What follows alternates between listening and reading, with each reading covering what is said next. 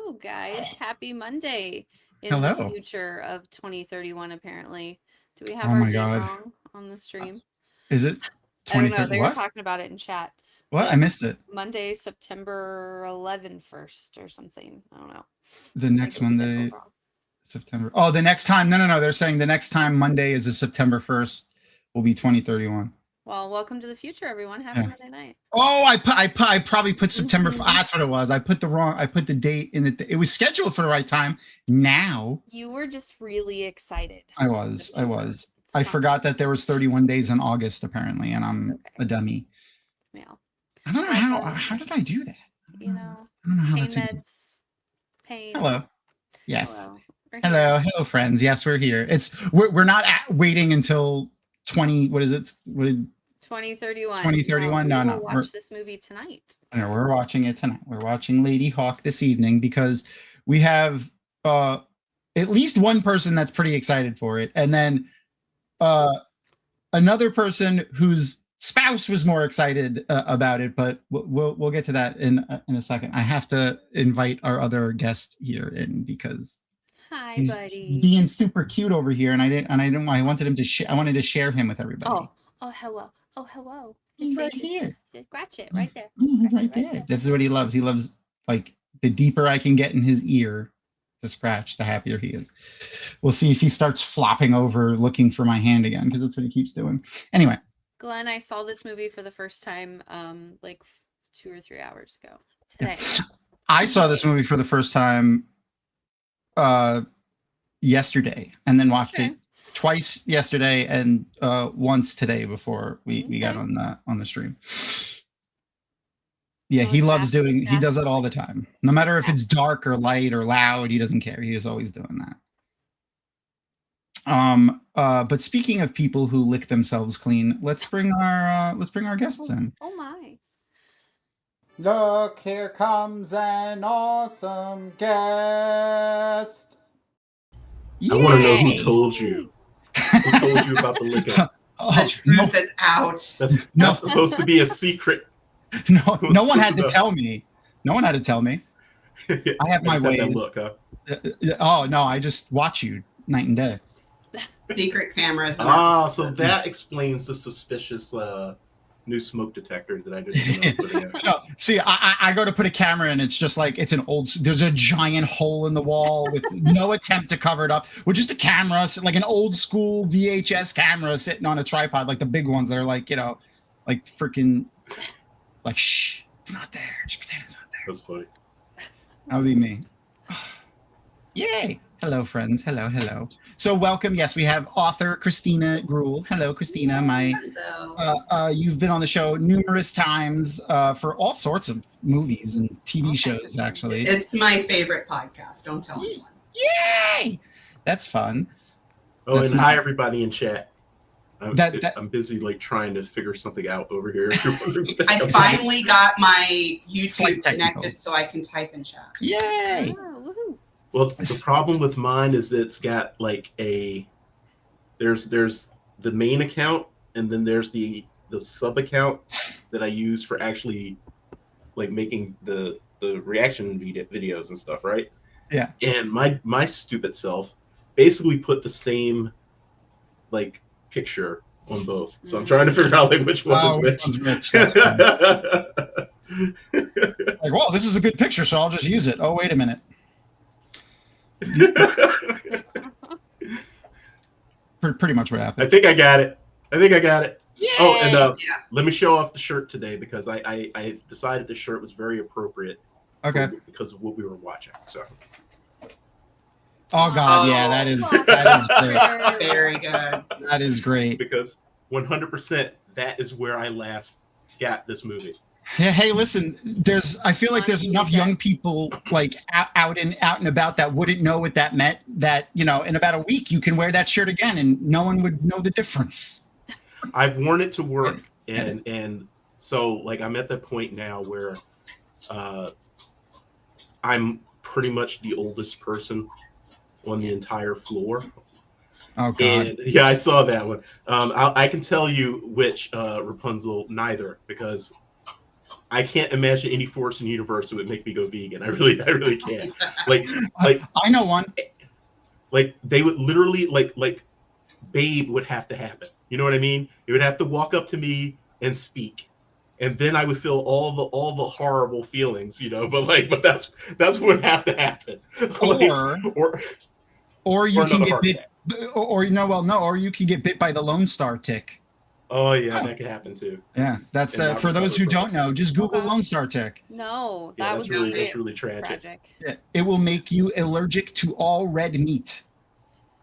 That would be a sad day. That would be very awful. Deathly allergic too. Like you cannot like, oh, I have lactose intolerance. No, like you will die if you eat it. I am deathly live in the allergic land to of soy, barbecue. so I'd have trouble being vegan. That's not gonna work for me. Yeah, me too. I would never be able to. Rosa, I am quite old. Believe it or not, I am in a month. I will be just a year shy of half a century. So my husband turned half a century last week. Aw, hooray! happy birthday. Nice. Listen, He's once cute. I freaking got a pinched nerve in my neck from getting a massage 3 weeks ago. I think I'm the oldest one here. I think if we're going by body decay. No, that's me, buddy. Nah, yeah. I'm still trying to figure out what I did to my rotator cuff.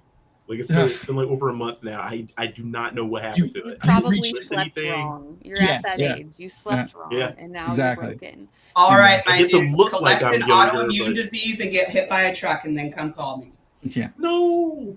I'd rather not. No thanks. But that's not fun.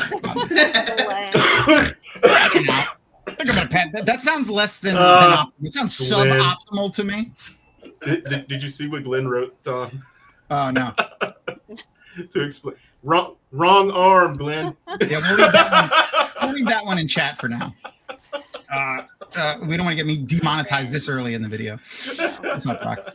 There's no Um, time for tangents yet. It's got to be one of the tangents. Yeah. Well, speaking of tangents, talk about the hold on. Oh wait, I'm sorry, I forgot. What am I doing? Why am I just saying it? We're gonna talk about things that we read, watched, and played. All right, let's go right now. Every time I see that, Man. the Melon Lord one gets me, and it makes me want to watch Avatar. Every time I see her doing the Melon Lord thing, I'm like, I gotta watch Avatar. Anyway, Have It made y'all me done think of The West theme Wing? song. sorry. Have y'all done The West Wing as a rewatch? Not yet, but I would watch. Tom would put it on the list every time. Oh, it's on. Yeah, it's yeah. Let me know when that vote comes up. I will spam that thing. Oh yeah. I mean, I am not joking with you when I tell you that I've seen The West Wing so many times that I know almost every episode by heart.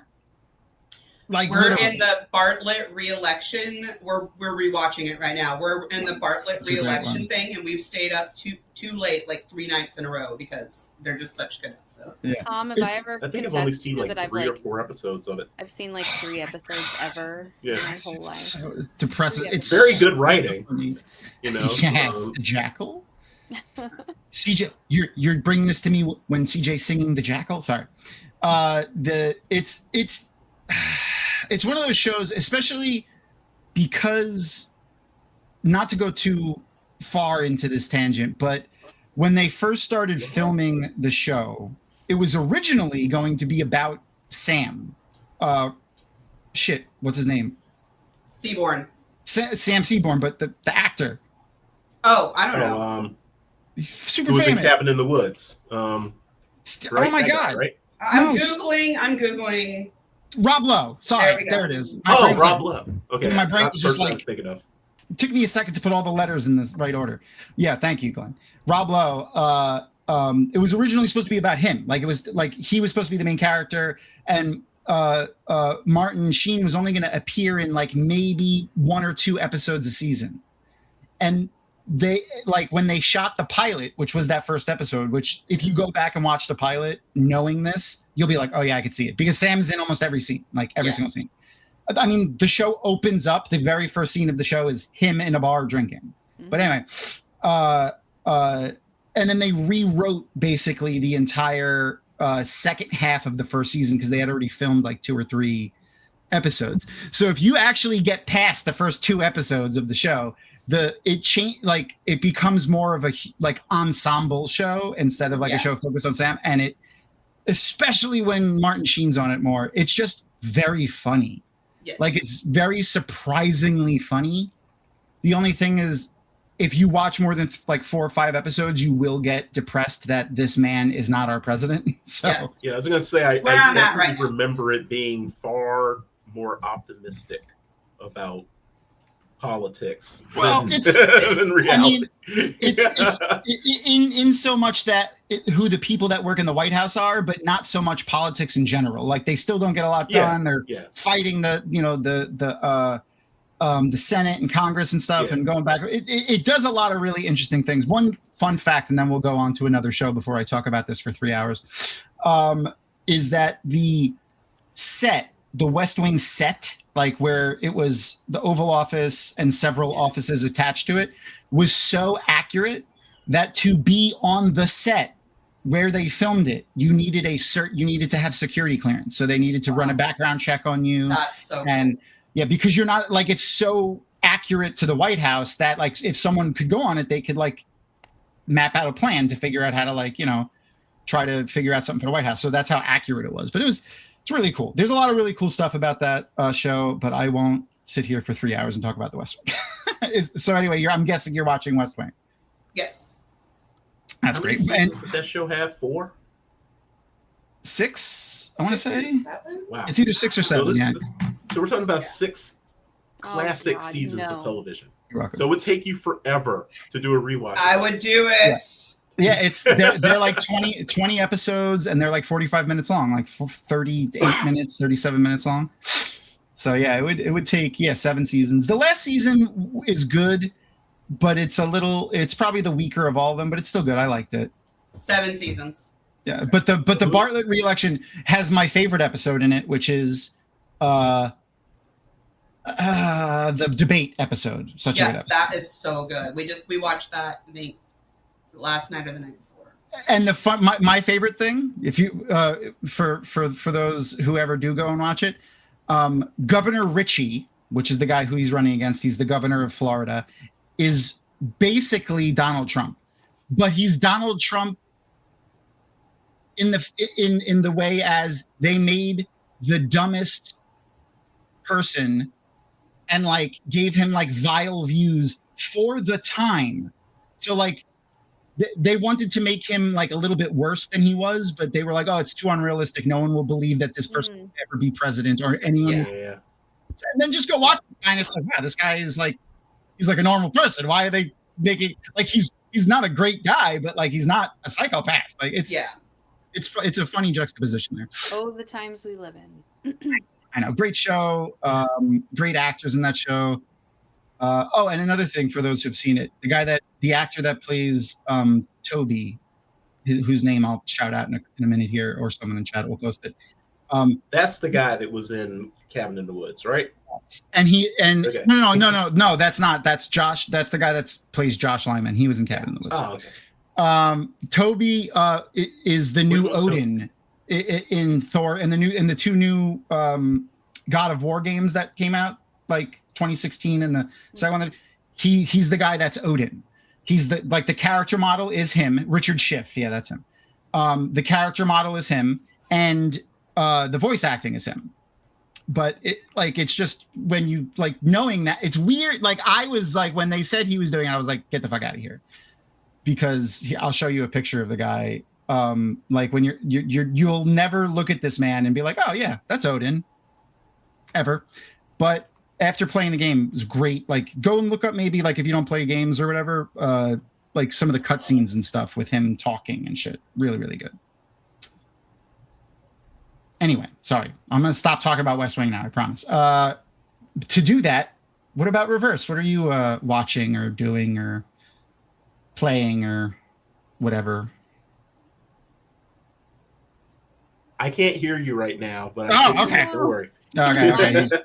That would be great. No, my earbuds That's are doing Richard this Schiff, by the stupid way. thing where they're switching. It's making it switch back and forth between my phone. No problem. But this is the guy that played Odin. That's awesome. Yeah, but it was very good. This is him also during the filming of West Wing. He's much older now, and he looks it, which is sad. Okay. Yeah, 156 episodes. That would be hard. Just but 1.5 years. It's fine. 78 What weeks. about you, Crystal? What have you watched? So I've been keeping on with the MCU, and I finally get why I had to watch all of the things that I've been watching, because I just finished Infinity War this week, and I'm emotionally devastated. Like, first off, you wouldn't think putting that many stories and that many characters into one movie would work. It absolutely did. It's probably the most devastating. The hills. Our friend just had a birthday too, not too long ago. Yeah, Nicole had his birthday. I Peter feel like Parker's there's death some sort of killed joke me. there. Oh, it's from the Wheel of Time TV show. He wrote an It's original the song. That was hills of fantastic. Tanchico. Yeah. Yes. They're the Did hills. you wait? Did you not wait? You watched the show, didn't you? I reacted to the show. That's how we met. Okay, well then, Not if it was you the should show. get this. It's the hills of Tanchico. Listen. I've watched What so was many funny, reaction though- videos of yours that I forget which ones I've seen. Like, What was funny though was that when I was reacting to the show, sorry, when that Crystal. scene happened, Fine. my dirty mind completely missed that that's what she was talking about. Oh God, that's funny. It was That's funny. so obvious though that you're like, certainly, yeah. One's too few and three's too many is my favorite Yeah. line in that whole. I think that was when I finally caught on. It was when that was the line when I finally was like, "Oh, breasts." So last year was Tanchico Con for the Wheel of Time. Yeah. Or was it the year before? I think it was last No, it year. was last year. And Jason Coleman did a Hills of Tanchico like wood cutout, and he had the peninsula and he had the hills, and they connected together. So if you liked the peninsula, you got one. If you liked the hills, you got the hills. And if you like both, you got a little disc that connected Oh, together. I got the disc. That's great. I like that. Genius. He's pretty awesome. Yeah, I love. See, this is why I say I say all the time. I love the fans for all this stuff that they make like this. Speaking of fan made things, keep an eye out for What Idol season coming up. Yeah. This new season more coming days. up soon. Yeah. Right? Yes. Submissions are due by September 4th, 5th? Early September. I think it's Rapunzel will Rapunzel know. will tell us. I feel like it's Yeah. the 5th. Yeah, I think it's the 5th. Yeah. All right. Sorry, Crystal. Infinity War. You know, it's devastating. That's all I got. It Yeah. it ripped me apart. Was it? I'm sorry. Was it this? No. That was devastating. Oh my gosh. Yes. Well, That and was then like- she just has to watch him die again. Like, we're not gonna kill him once. We're gonna kill him twice. Multiple And then times. sweet. That was Devastation 1. Yes. Sweet Peter, just like he was such a scared kid clinging to it was awful. It was awful, you guys. And then the way it ends, like Thanos just like watching the sunrise, it was just Watching the sunrise over a grateful universe. Yep. I'm doing that same. I loved the devastation. It was great. It was great. So you're doing the All of it. MCU Disney's like rewatch thing? All Yeah, of I'm it. doing that too. All I'm the things. early on in it. Yeah. She's doing a little bit more hefty than the one that's just like the Disney movies. She's doing everything. All of the things. All Yeah. of the things. Although know, I it's- just realized I do have to pause. I need to go back and finish Star Wars before the end of the month because I want to have seen it all before I come see you. Love or hate Oh, me, yeah, it's right, you. I obviously. think that like all of this stuff that they did, like just the sheer overwhelming volume of it, really more than anything helped you understand what it was like growing up as a comic book fan. Oh yeah. Because we had to keep up with all of those storylines, Mhm. and every year Marvel would do an event that brought everything together, and then every few years there'd be a mega event that Mhm. like just destroyed everything. And if you didn't keep up with all the different books, you would have no idea who half the people were, or what was going on, or why this guy is trying to kill this guy, and True. this person is so and so's brother now, and this person is so and so's like father now. You would have no idea. So I And thought this is that was why great. this is why I couldn't read comic books when I was a kid. I wasn't able to do it because like it was just like we didn't have a proper comic store like by me. Yeah. So like it was whatever the deli or no, there was a diner around the corner from my house that had a little magazine rack that like spun around. Yep. Yeah, and it was whatever 2 or 3 comics that they chose to put in the thing that week. So like, you know, there would be like, you know, a Superman comic and a Batman comic and then like an Archie comic. And then the next week there would be like a X-Men and like some other off the wall thing I never seen. So like, you know, I couldn't follow a single storyline or anything like that. Like Elf Quest? Did you have Elf Quest? I don't know. It was weird. I remember there being like weird ones, like because like one of our friend's brothers was like super into comics, and he was older and would take the train to go to work every day. So he went to a comic shop a lot and bought comics. That's how I know anything. Him telling me stuff and playing HeroClix and then watching the subsequent Marvel movies is how I know anything about Marvel and DC and anything like that. And him telling me random crap. Yeah. But I realized something when you were talking about that, Crystal, and when I pulled this picture up, everyone is questioning like Wanda's like her from this movie and these movies to Wanda Vision or no, WandaVision, and she's like crazy. Maybe she's crazy because she literally had to murder her husband. Yeah. Yep. Like literally, not just murder him. She exploded his head. Mm-hmm. She had to do that. She had to do it. And then, not her husband, but her love. Yeah. And then her partner. Then had to watch him come back to life and then get murdered again. Yeah. And it must also be pointed out that the entire time that she was destroying the Mind Stone, she could feel all of his thoughts while that was happening. Yeah. Yeah. You know? So, I mean, here's the thing. Like, I knew Wanda was going to get hurt. Because if you've read her shit is dark. Yeah, that's like her whole job basically in comics. Be a punching bag. Hurt, and then go insane and destroy the universe. That's like her whole thing, you know. So I was like, I don't know what they're gonna do to my poor girl, but I know they're gonna do something to her. And oh my goodness, WandaVision though, that's such a gut trauma. You haven't gotten there yet, right? No, I actually have seen it. Because we watched Agatha all along. So yeah, we watched Agatha all along. I haven't watched that one yet. I'm looking forward to that. That was really good. And then they said at D23 this week, they pretty much confirmed, like we kind of knew, but they confirmed, they said it on stage, that the new Vision Quest show is the final installment of the Wanda TV show trilogy. So it's going to tell a full story about Wanda to lead her into whatever the events are for Doomsday. I wonder if they're gonna, because now we have the X-Men coming back. I wonder if they're gonna know more mutants. What do you mean, like they're gonna call the X-Men something else and not mutants? No. I mean the event that happened. Oh yeah. See, I don't know these events. I don't know. So, well, let's just say possibly. So Crystal, you know what Wanda's power actually is, right? Like what she is. I think so. I don't think either of us know what okay. So what it is. she's got in a special class called a reality warper. Okay. I do remember. Yeah, so she's literally capable of changing what reality means. Okay, and we're seeing that get stronger and stronger. As time goes on. It's less. She's not the strongest of the reality warpers. You guys have met that person, I think. I have not seen the movie to be certain, but I'm pretty sure you have met the strongest of the reality warpers in Marvel so far. Not counting Squirrel Girl, of course, because Squirrel Girl's just, strongest. Yeah, she's a joke.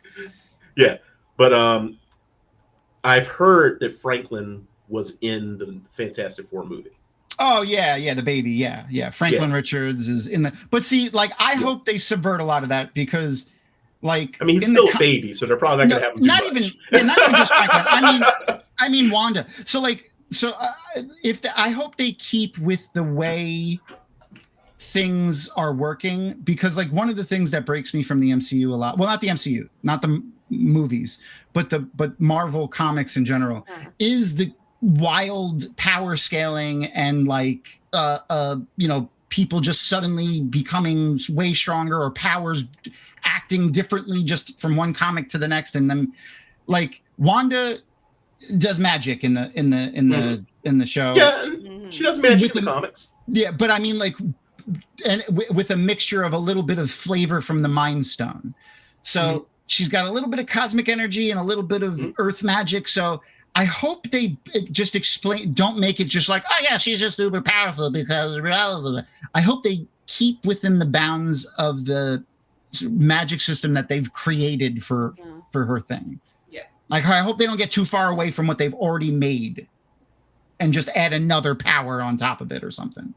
Well, like, I know we're getting way into the tangent weeds here. Surprise, surprise for us, right? But like, I'll say that like, so even in the comics, like the whole reality warper thing was a combination-ish thing. You know what I mean? So it's like she was a mutant.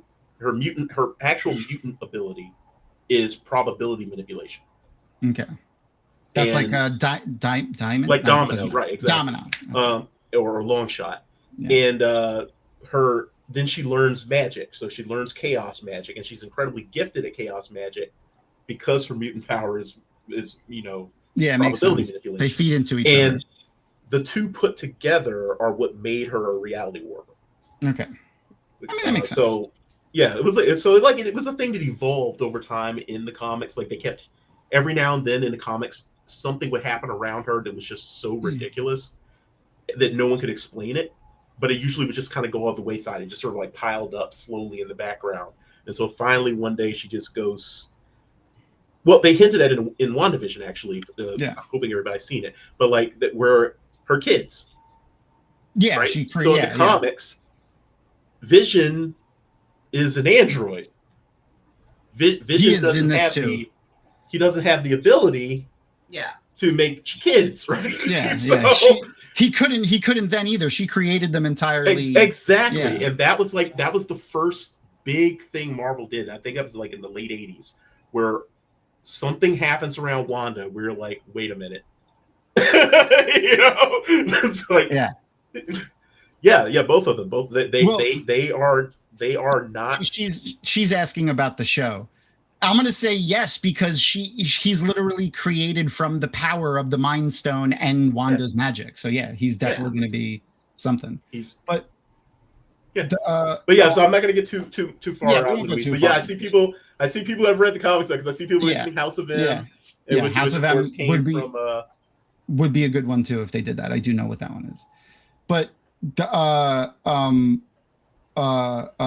the announcement at D23 also that they're going to be going into the Mr. Sinister side of things. Like, yeah, I'm excited for that. Is it going to be like the future stuff? Like he might be teased a little throughout, like in Doomsday, but he's going to be the main focus for whatever is happening after Doomsday and Secret Wars, which is the finale of everything that's happened up till this point.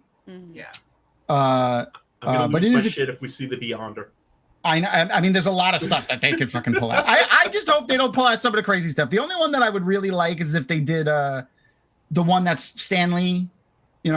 He's the Stan Lee insert, like they did with Kevin Feige in the end of She-Hulk. I really liked that.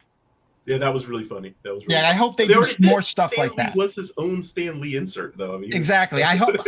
What I hoped. Here's what what do you guys think about this? Since you've now, Crystal, you've seen a bunch of the Marvel stuff now. You can answer this too. So, what I really wanted them to do. And I'm going to be looking like this for a lot of the show. I'm not looking at something. I just can't lift my head up, and I want to stay on the stream for a while. So I'm going to stay like this. But anyway, I'm not mad at you. I'm just looking up through my eyebrows. I'm doing the Kubrick stare to you. I do not understand it. I like She-Hulk, Brock. Disgusted. It's so good. I really enjoyed it a lot. But anyway, I wish they had continued doing the Stan Lee cameos, but instead, obviously, you can't have Stan Lee. You have Deadpool in the Deadpool costume, the full Deadpool costume, but then have like a Stan Lee sweater with the khaki pants and like a silver Yes. Well, no, not a hat. Like he had like the pompadour. Really hat. That's right. Yeah, he had like a pompadour though, like the gray salt and pepper pompadour, but wig over the mask, and just have him do the Stanley cameos from now on, dressed like that. Like that would be perfect. That's so cool. Because I feel like Stanley would have loved it. Have everybody call him Jack. Oh God, that's good, Jack Kirby. That's good. I really want a fourth wall breaker series. You know, it would be great. It would be great. Deadpool. We've gotten She-Hulk. We've gotten Howard the Duck. All we need now is Squirrel Girl to show up. Oh, that's true. Let them have their crazy fourth wall breaking adventures together. That's true. Crystal, you're actually, there's 4 movies that you need to watch that aren't on your list that happened all before the movies that you've watched. Oh my God. Hey, Howard. I unapologetically love the original Howard the Duck. Yeah, the original Howard the Duck.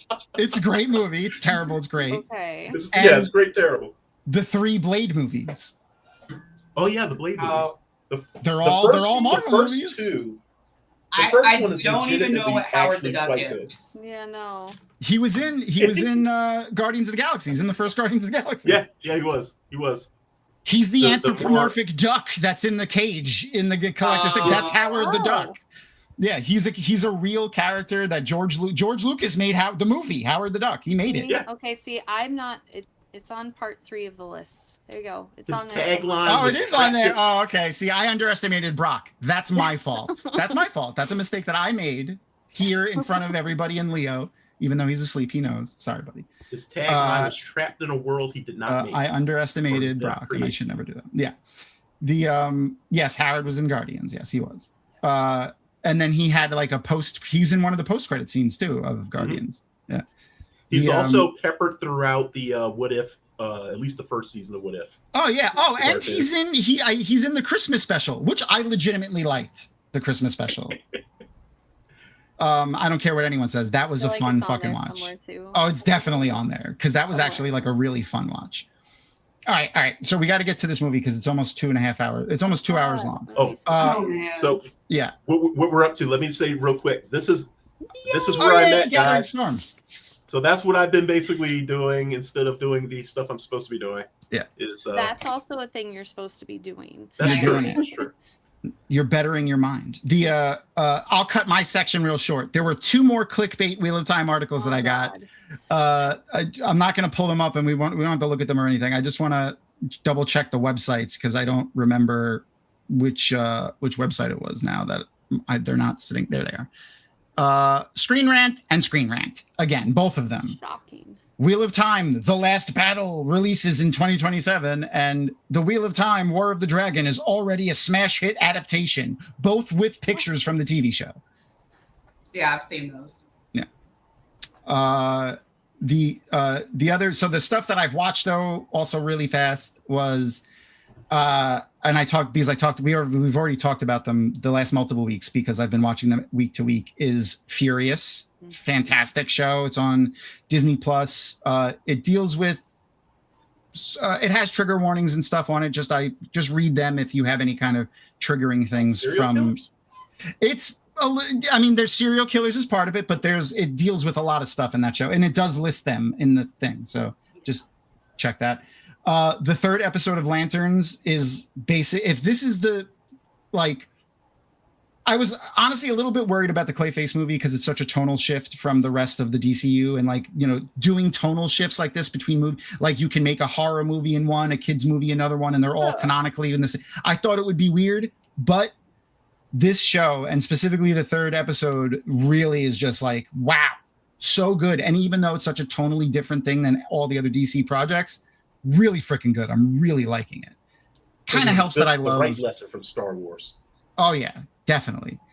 I mean, I love Green Lantern, so I'm a little biased, but still, I love him because I liked him in the Justice League cartoons and stuff. And I didn't even read no comics or nothing. Green Lantern is one of my husband's favorite superheroes. I got him like a really cool Green Lantern ring, and he has shirts from all of the Lantern Corps. That's cool. Because I'm a good wife.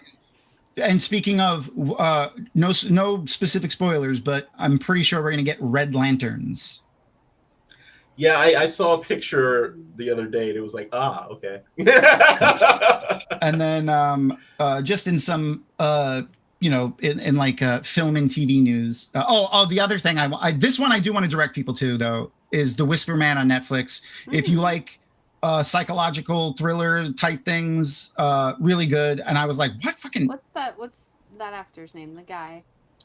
Robert De Niro? No, the other one. No, I think she means Adam Scott. Adam Scott? Yeah, Adam Scott. Okay. Speaking of which, he's another person on my short list for Randall Flagg if they ever like reboot The Dark Tower.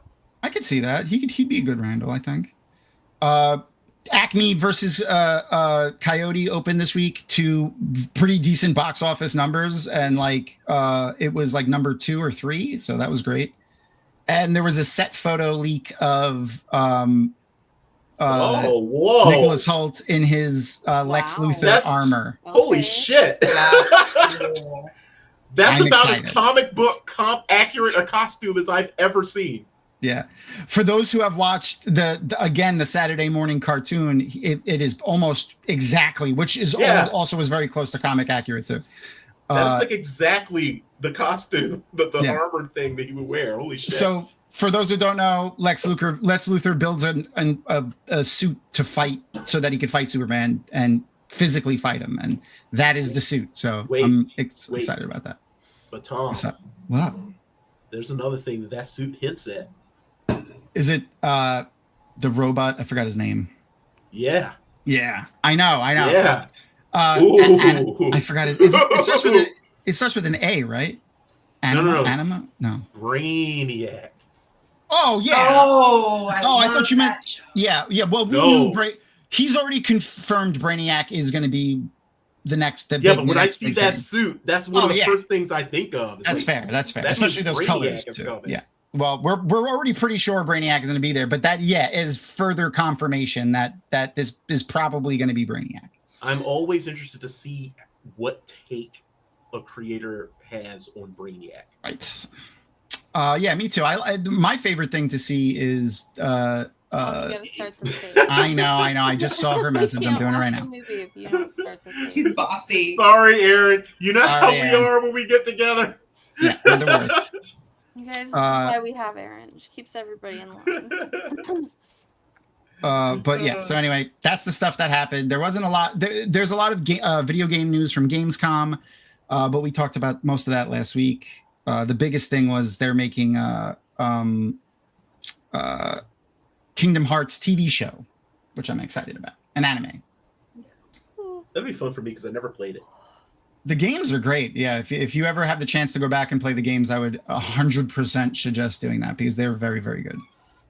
All right, I got the movie queued up. I'll give everyone a second to hop into the Erin to share the link again to see the instructions on how to join the watch party, and give everyone a minute to queue into that, and then I'll give everyone a countdown and press play. Myself, actually. What was the other? Oh, speaking of anime, Hayao Miyazaki. For those who are into anime, that's the mind behind all of the early Studio Ghibli projects, Princess Mononoke. What was the other big one that everyone knows? Wow, brain going away. Howl's Moving Castle, and all the old school Studio Ghibli stuff.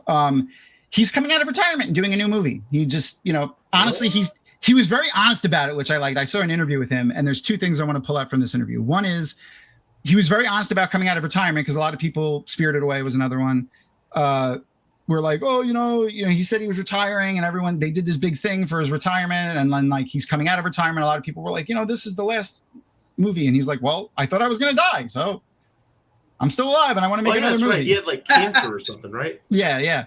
So he's doing a movie. Anyway, in that interview, I think he pinpointed the thing that I don't like a lot about a lot of newer anime, like since like the mid 2000s on. And he said that a lot of anime artists of today and of the last like 10 or so years grew up on anime, and their whole background is anime, and that's all their background is. And then they go into making anime, and they make great anime. We're not saying that there hasn't been some great anime, but a lot of the shortfallings on the animes that aren't doing as well or don't do as well, I think are due to that type of fact. Because, and then he lists off, like, he went to a major art school and studied all of the classics and things like that, and used all the pieces of everything that he learned to make anime. And then now you're kind of just learning from the photocopy over and over and over again. And because after I heard him say that, I was like, that's been my problem with anime for the last 10 or so years, has been they feel too anime. It's just too much.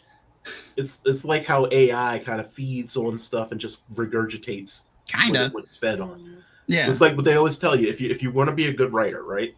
Whatever your genre is that you love, you have to read outside of that genre. Yeah. Otherwise, all you're going to do is keep replicating what's already come before in your chosen genre. Yeah, essentially, Rapunzel, they are. I'm a fantasy writer, but I've been on a big Roman kick. I've been reading everything from 400 BC to 180, all around that area. I think I've binged 10 different novels set in that time period in the last month. Cool. I haven't been. I don't think I've ever gotten a kick like that where I've done one thing. But anyway, all right, I'm gonna give everyone a countdown for the movie. Our 1985 classic, Ladyhawke. Mm-hmm. Christina, so your husband was super excited when we said that we were watching this. He might join us. Okay, that's fine. Angled the camera in case if he wants to, it's more than welcome to if he wants to. And Reverse, you were excited last week, so I was like, all right, well, I haven't seen this, so you got to come. When you were said that you liked it and you were excited about it too, so I was like, it's the first time I will have seen this movie in 30 years. Yeah. I was tempted to do what Rapunzel said earlier, where the first time I'll have seen this movie will be in a few minutes when we watch it. I was tempted, but it's the first time I'll see the movie. Okay. That's great. You're going to be getting first reactions. I mean, and don't worry, you don't really need to pay that close attention. All right, I'm going to give everyone a countdown. I'm going to press play. 3, 2, 1, and play. Okay. Let me know if anyone has any trouble, if there's sound issues or anything. If it's too loud, you have the volume controls yourself to raise and lower them. By the way, there was 2 minutes and 40 seconds of credits before the movie started playing that I cut out for you guys. We have a commander. Yay! Hi. Hello. Hi. And a puppers. Hello. Yes. And by the way, it's not paused. That's just how long the it sat there on that wall before we saw the dirt getting pushed out a little bit. And the people getting hung or hanged or whatever. Of course. So, as people who have seen and like this movie, Crystal, I'm not counting us right now. What are your feelings on the score of the movie? Can he not hear us again? I don't know. Reverse, can you hear us? Oh, I'm sorry. Are you talking to me? Yeah. I haven't seen it. Crystal hasn't seen it. You and Christina's husband are the two people that have seen this. No, I was trying to figure out why it felt like the sound for the movie was coming from my speakers instead of my headset. That's weird. I think that is actually what's happening. I was just trying to figure that out. But anyway, so you were asking what about the soundtrack? Yeah. What do you guys think about the soundtrack for the movie? I seem to recall the soundtrack being a mixture of standard sort of orchestral and also the era's synth pop type stuff. Kind of. But I can't hear it at the moment, so I can't that's fair. Like I said, I haven't seen this movie in a long time. Basically, what I have are vibes. I remember the vibe of loving this film. Do you guys feel like it bopped the movie? Well, yeah, I can actually hear it coming through someone's. Yeah. I think it's it's probably me. Because no, it's her. It's her. No, it's her. For some reason, I don't. I turned it down. It's her. It was her. I'm having trouble because I'm old and there's no subtitles. The subtitles should be. I thought I turned them on. Sorry. Let me turn them. I didn't realize they turned off. There we go. There we go. Sorry. So Matthew Broderick had done War Games just before this to remind everybody where he was before this. But and I want to also tell you, he received $800,000 for the performance in this movie. Okay. It's a lot then. Yeah. I think he got maybe $1 for every accent that he uses because he goes through about 800,000 different accents. Yeah, because he's like a. This is supposed to be France. Just let me put that out. Not a single person has a French accent. No one. Oh my God! Really? Oh. Yeah. Well, yeah. It's like that thing where people were upset about the Odyssey because everyone thinks that no matter what country you're supposed to be in, if it's antiquity, you're supposed to sound British. English, yeah. That's Yeah, just it's a fucking like a weird thing about it's an American thing, I think, mostly. Mm-hmm. Mostly, yeah. Yeah, if you're British, you're either a villain, really smart, or it's old.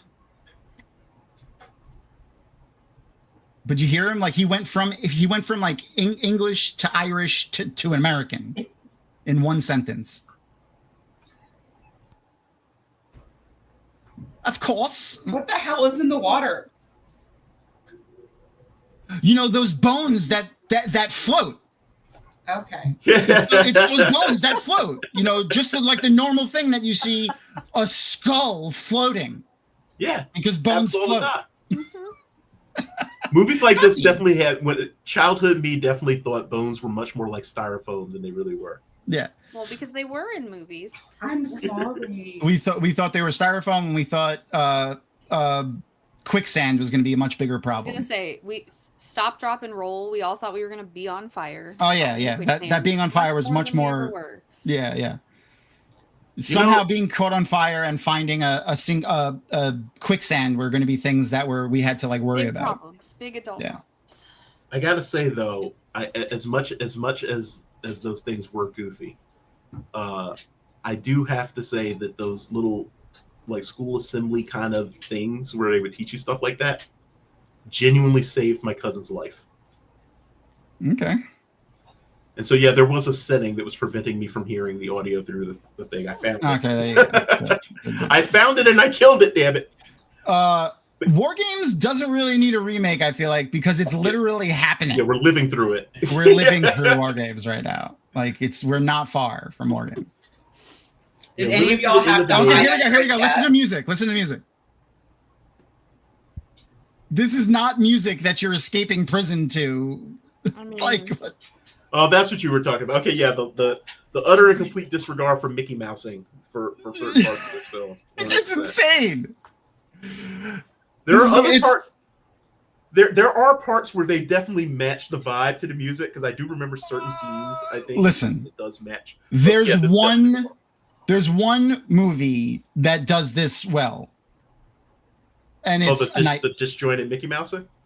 No. Well, like, is that what putting music together? Yeah. They started calling it Mickey Mousing because the old Mickey Mouse cartoons are pretty much credited with doing it for the first time. Oh, okay. Really matching the vibe with the music. Yeah. Okay, but it's specifically, hold on, this scene. oh my God! Yes. I think I picked the right part. Is this what is it, A Knight's Tale? A Knight's Tale, yeah. I still have never seen this movie. Oh my God. Really? We're watching it on Friday. It looked so stupid when it came out. I didn't realize that. Yeah, I didn't realize that it was like that was like here we go. intentional. You know what I mean? Hold on. Let me just. 90210 medieval times. And then it just goes right into the new music.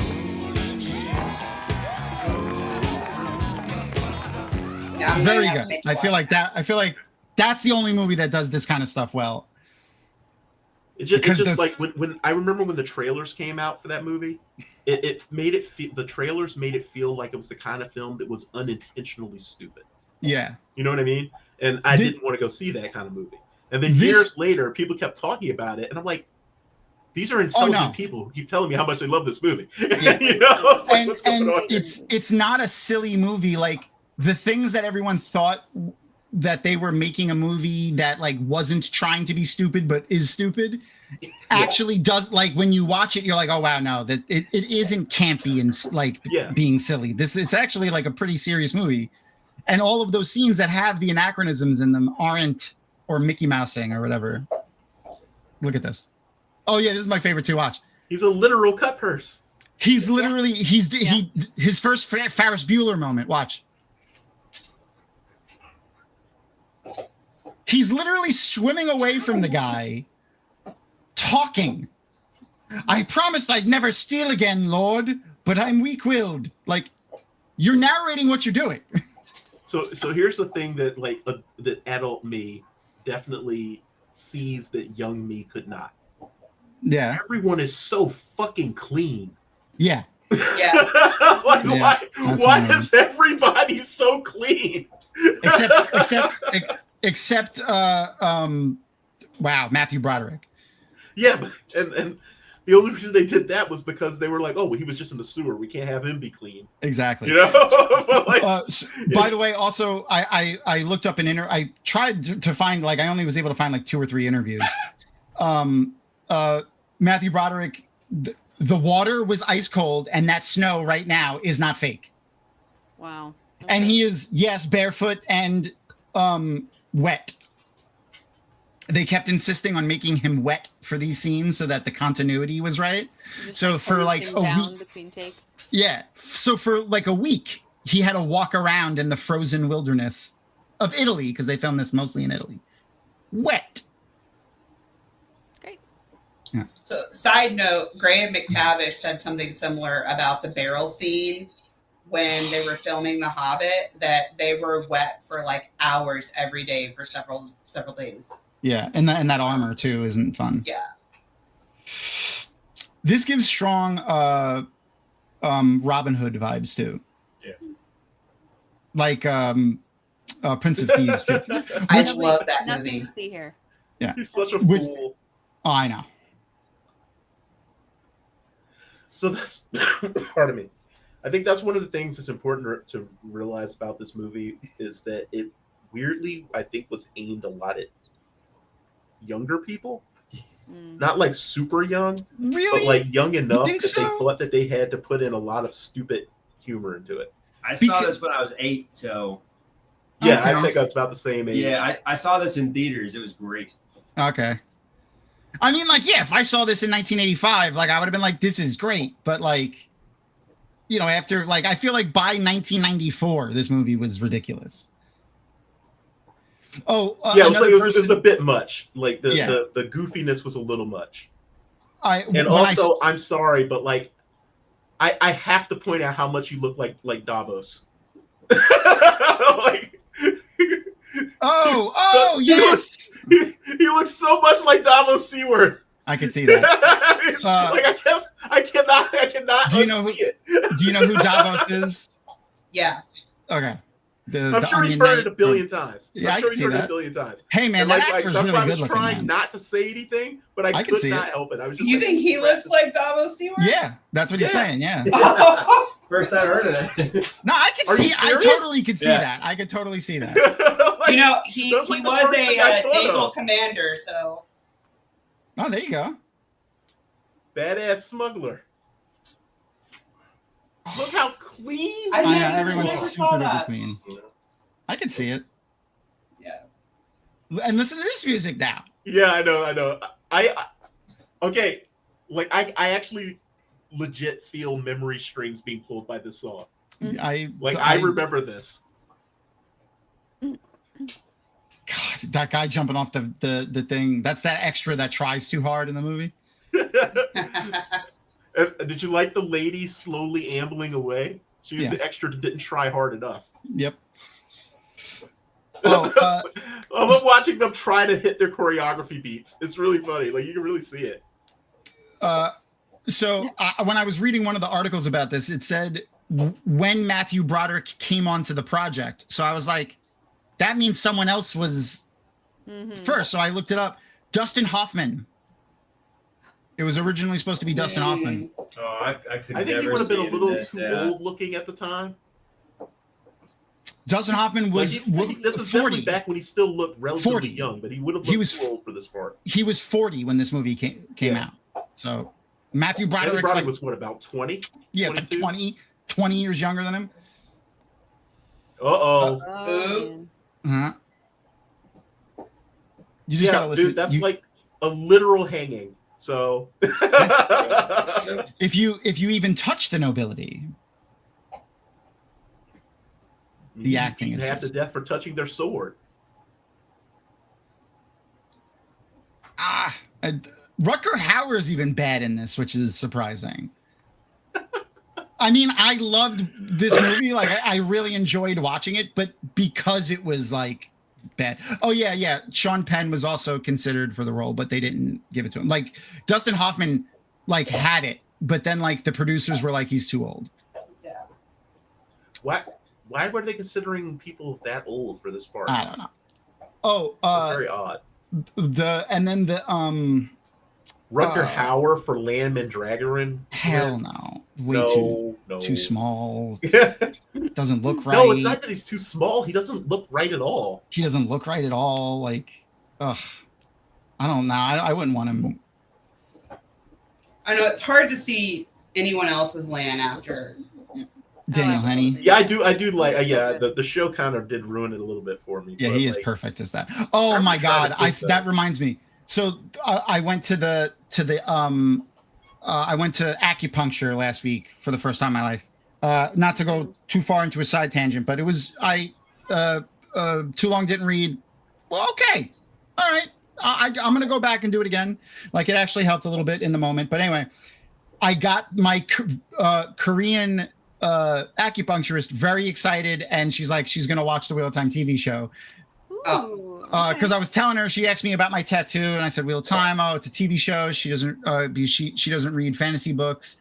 And she was like, I mentioned that she was Korean specifically though.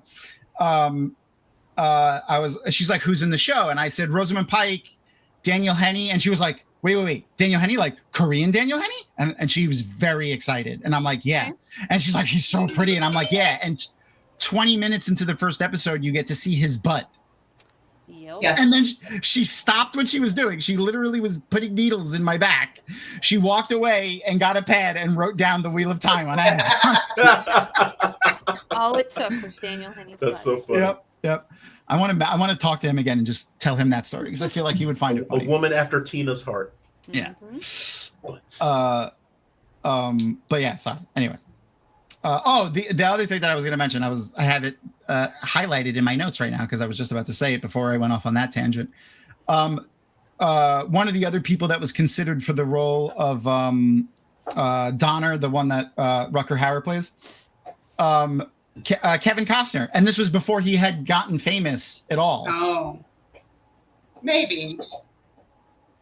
Yeah, 'cause it was right before No Way Out, I think. Now, I will say that he has a nice ass in Prince of Thieves. I really like it. That's fair. Yeah, Daniel Henney really did take one for the team for us. Mm-hmm. So Mike knows when I get to the land scenes and Tower of Midnight because I shout at the top of my lungs, Taishar Malkir, and I'm coming, my king. Oh my god. That is a good line. I will say I legit teared up at like, Will My Husband Stand Alone? Yeah. Bawling. Or Ride Alone. Will My Husband Ride Alone? Ride I Alone, was that- like, I feel myself like getting ready to start doing this myself. I was like, oh my god. If I had hair, I'd be putting it into like, I'd be like wearing a freaking band around it right about now. Would you be donning the Hidori? It would look He would. ridiculous on my head, but yeah. No, But you have it to would look find great. someone to give you the right to don it. Mm-hmm. It's true. By the way, so this movie budget $20 million. Oh. For 1985 was a lot of money though. Like that's almost $100 million. It's like 70 million or something like that. But it only brought in 18 million. Yeah, it was a massive bomb. I remember that. It became a cult hit when it hit VHS. Yeah. Yeah. But not for the I think reasons my mom that the rented filmmaker. it for us one day. But it became a cult hit. But because of how laughably bad Mm-hmm. It kind of is. Like, but charming. But charming, charmingly bad. Yeah. like, and I know people are gonna hate me for saying this, but like Willow, it's better than Willow, but that's fair. But Willow also was like, very low budget and like not very, like like the studio didn't care about it because it was a fantasy film, so like, and it didn't get a lot of like marketing, so and it became more popular when it hit VHS. But Willow was a more cohesive story and was a better film, but. It does remind me of like, as charming as I thought, remember this movie being, I didn't rewatch this movie over and over and over and over again. I loved Willow. Like I did Willow. I rewatched the hell out of Willow. Saoirse was one of my first loves. Okay. I liked Willow so much that I still like when people talk about Val Kilmer, the first thing I think of is Mad Mardigan. Mad Mardigan. This one's the one that got me to watch Willow. What was it, last year? Yeah. What? You'd never seen Willow either? Mm-hmm. Jeez. That's a fantastic film. I'm still pissed off that they canceled the TV show. Yeah, I was about to say the TV show. I only got a little bit into it, but it was doing some interesting things, and I was really curious to see where they were going to go with the stuff, and then all of a sudden it's gone. And I couldn't even finish out the season because Disney didn't just cancel it; they completely deleted the entire show. Yeah, it's because they probably didn't hold the license for it, and they probably were just like, "We're not going to renew the license for this so that we can keep streaming it. So just take it back." I don't know who has it. I would be surprised if that's why it got canceled too. Then because they probably didn't have a good enough balance in their direction for the rights. This was what truly hooked me on this film, was this whole aspect here. Okay. Because what, as I always ask the people on my channel, like what always hooks me into a story, a mystery, and so all of a sudden we got this like interesting little mystery going on here, and I am a sucker for romance. Okay. Like I really am like a stupid, hopeless romantic. So like. Wait, hold on. Listen to this. Because it's got a solo dialogue here. All the different accents he goes through.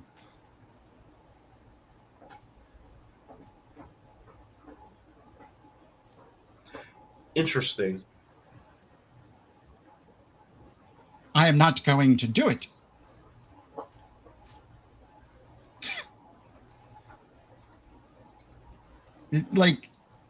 He just, and then like every 20th word has like a super strong either Irish or British accent.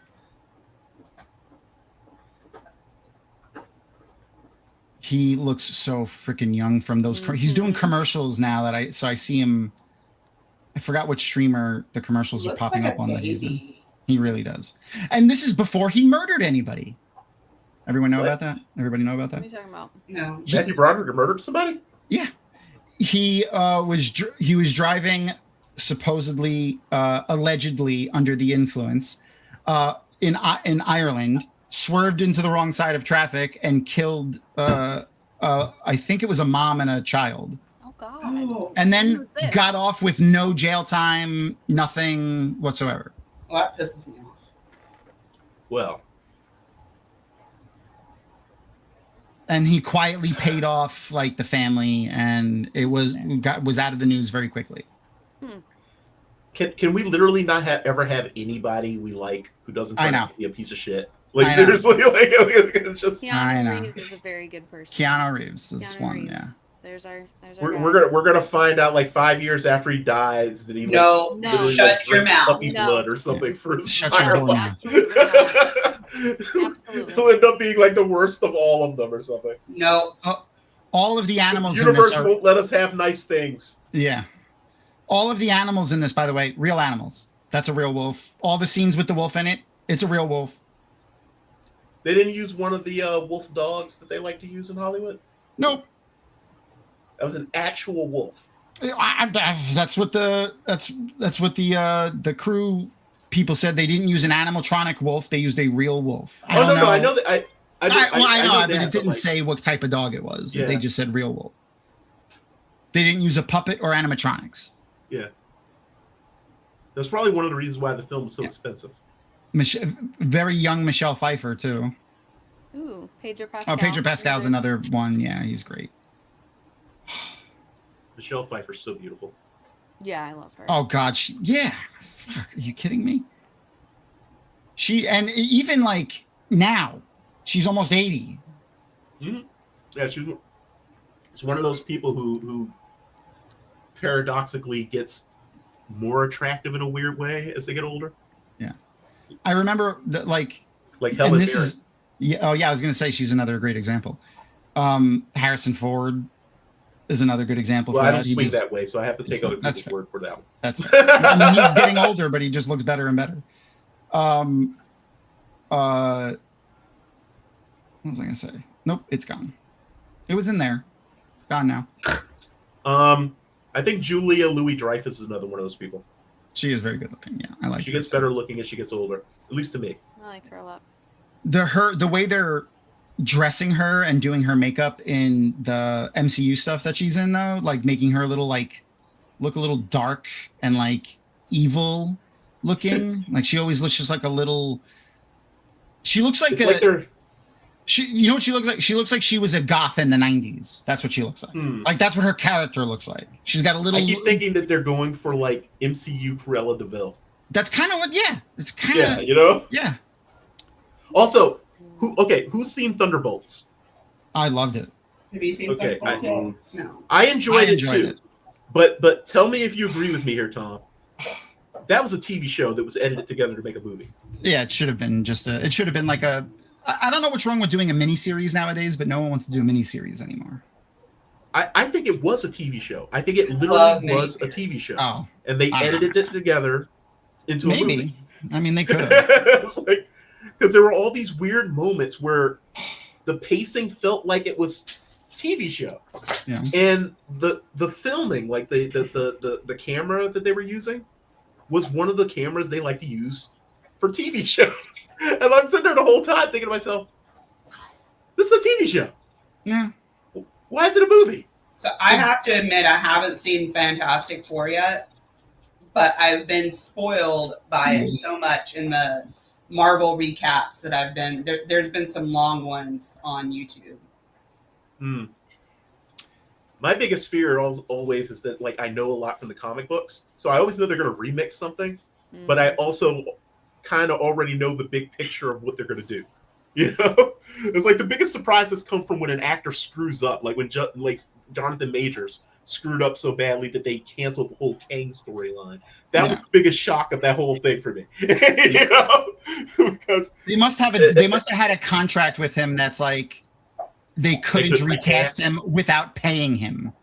Yeah, because like that really. And they probably didn't want to pay him. And they don't like to recast when it's someone that's that integral to the story. But it's the multiverse. Yeah. That gives you it's a built-in excuse to recast. It's just literally you can even have one of the other kings kill this one. You know? I mean, yeah. I forgot. I don't know.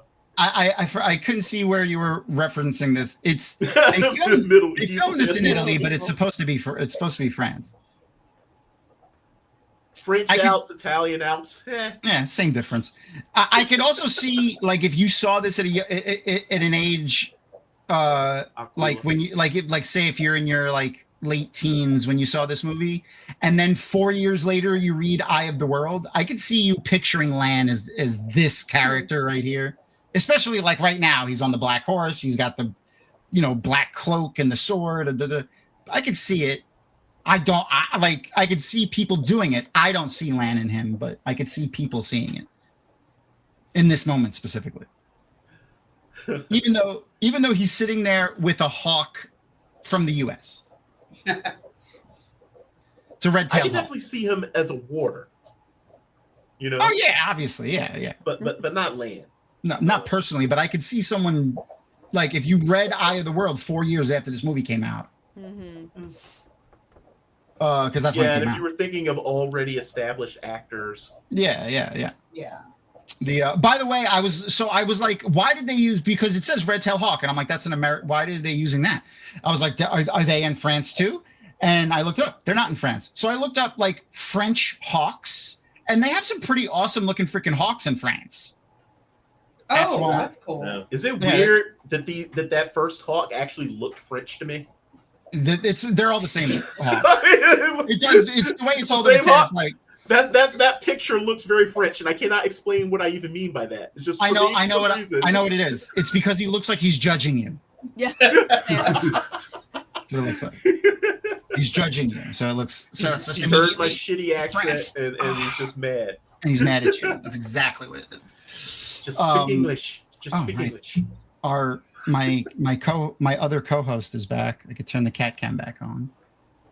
I don't know where he like leaves and gets a drink and then comes back. Hi, buddy. We must pay homage to the familiars. Yes. Oh, there's another one. Why is my camera? You got a kitty and a doggy. This is Leia Organa. Are you as spunky as Leia? Me? No, the dog. You said Oh the dog yeah, was she Leia, is definitely spunky. She is a sassy little girl. Oh my god, this guy is such a the guy that plays the bishop is a terrible actor. When he talks, I'm just like, oh my god, it's just so bad. Also, some of his emoting is pretty hilariously over the top too. Yeah, look it up right now. It's like, Yeah. He looks. Was he a stage actor? He looks like a very. Yeah, you know what? Was he a stage actor? Crystal, Exactly that makes what it perfect reminds sense. That makes perfect sense. Stage actor. He's overdoing everything. Yeah, I can see that. You gotta play to the back of the room, guys. Yeah, that's fair. People got to see you. They got to hear you. Even I could when the definitely camera's see in your that. face. Costume is really weird looking though.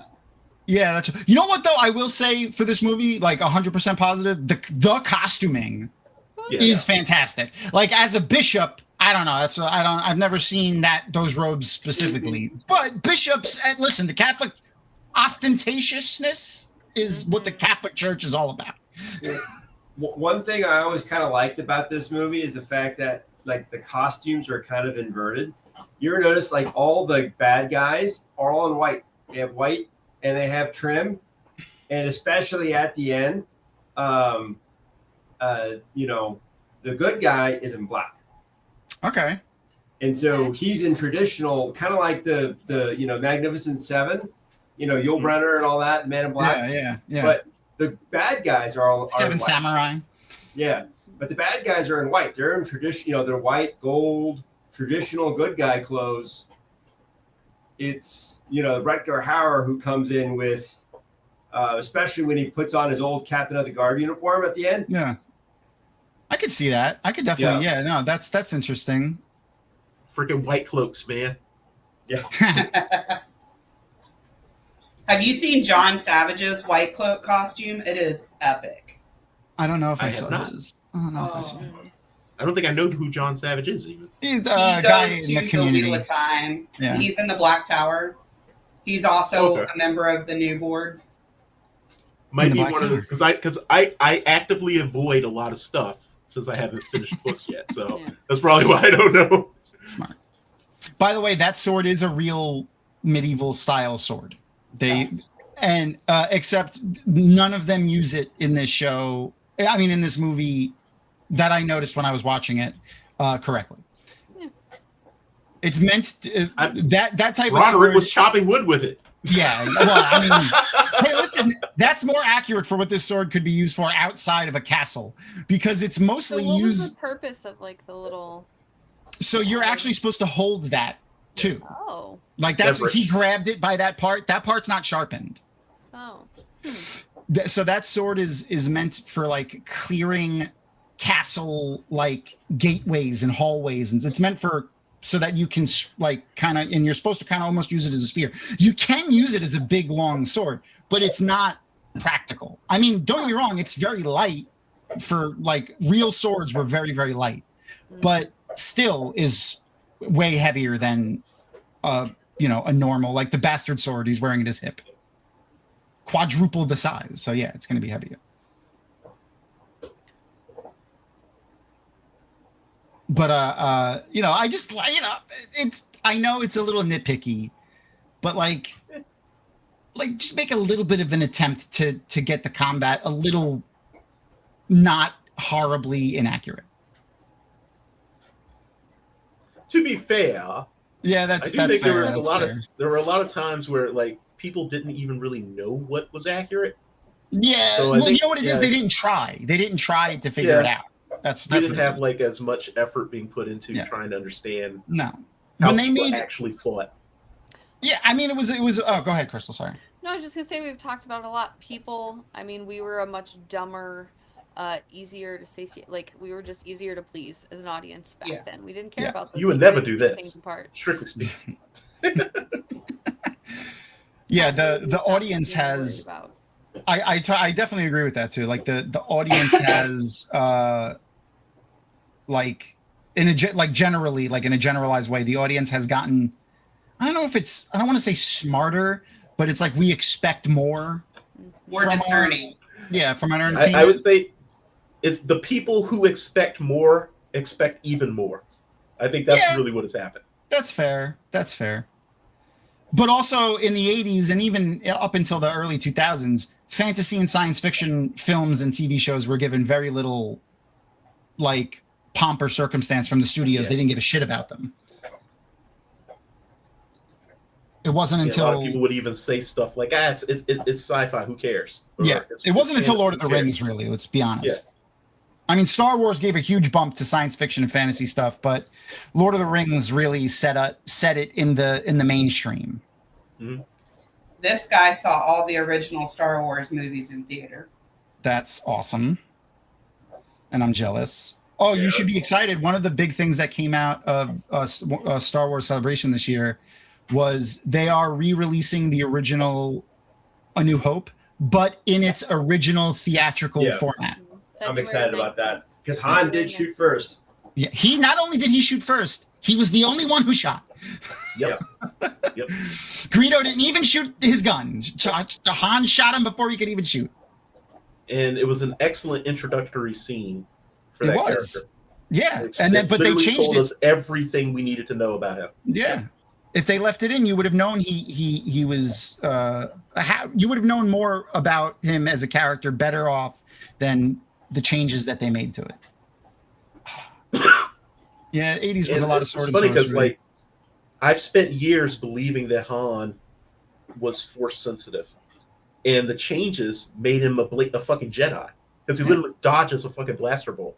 It's like in a lot of the books he was force sensitive. Oh, he 100% is force sensitive. He has to be. Yeah. No one is that lucky unless you're Matt Cawthon or you're force sensitive. Okay? Some of the bad guys are in red too, I guess.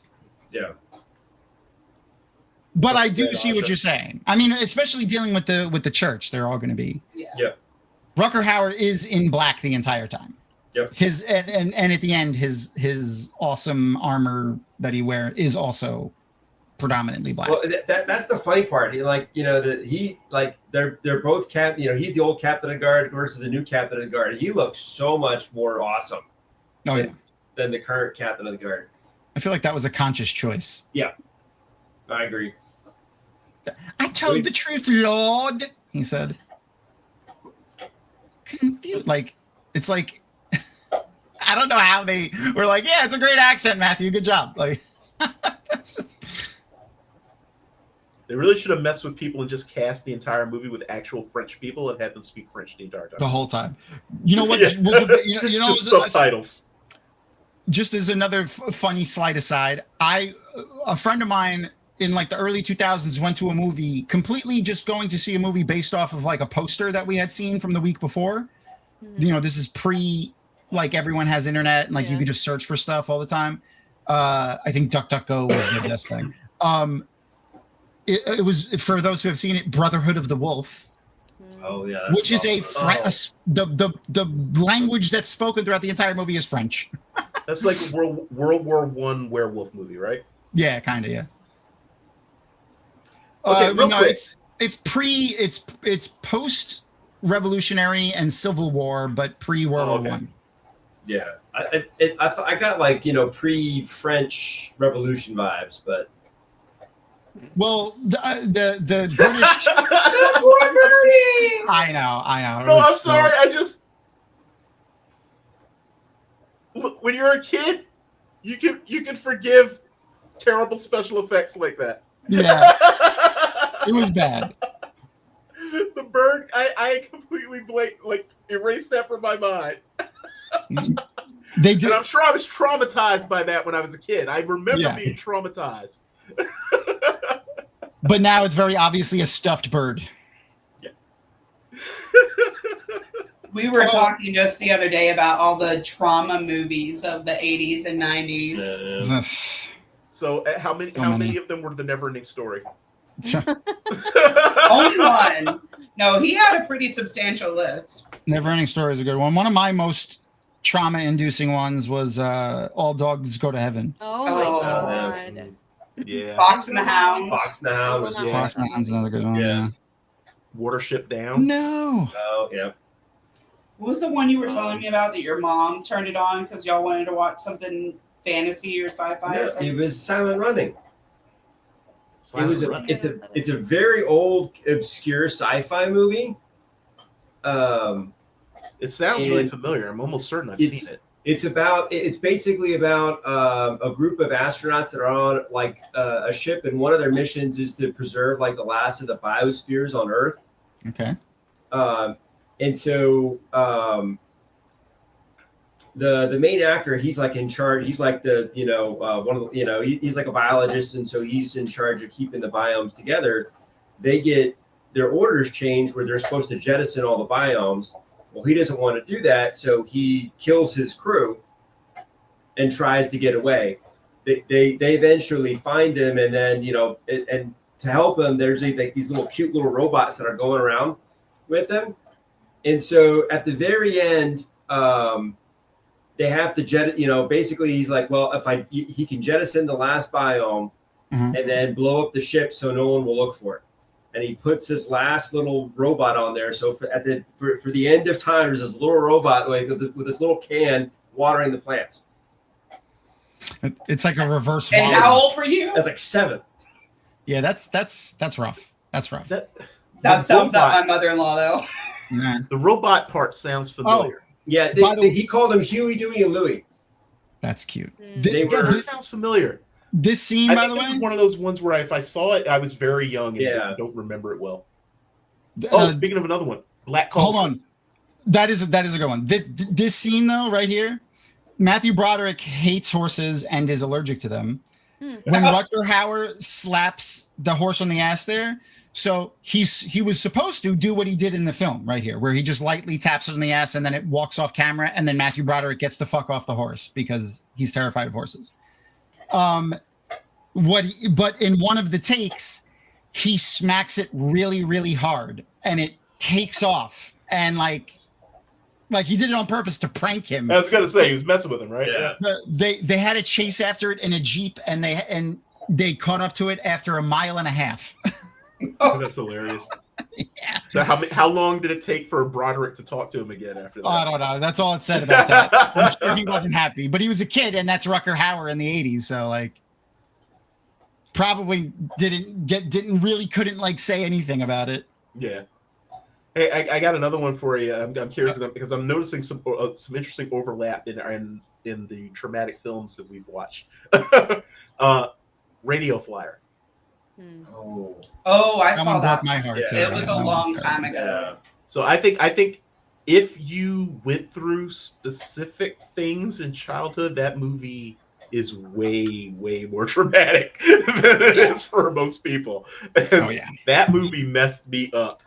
Like messed too. me up bad. me. It's too. an excellent film though, from what I remember of it. It is. It is a very good film. I think it was nominated for an Oscar the year that it came out. It's been a long time since I've seen it. Yeah. I like this this guy, the actor that plays this character and this character. He's ridiculous. He kind of reminded me of like a I remember him. What was fucking Princess Bride. Yeah, I was thinking the same thing. He's a Magic serious Murray? version, Miracle more Max. serious version of Miracle Max. Yeah. Yeah, I was like, Magic Murray? That would have been an excellent second name for. Yeah. I was honestly just like, what's a Jewish name that rhyme that starts with an M? Murray. But you know what though? I'm wondering to myself, was he in Princess Bride as the guy who had the hump? Oh no, it does look a lot like that person, but that's not him. No, I forgot that guy's name. He's a famous comedy actor from like the 60s or something like that. Okay. I forgot that. Someone tell me the bird is okay at the end. Leo. The bird is okay at the end. Okay. Okay, you figured out what's happening yet? No. Okay. But also, he's in dark clothes too, so he must be a good guy. Yeah, but the bird's not in dark clothes. Can we trust this bird? Maybe.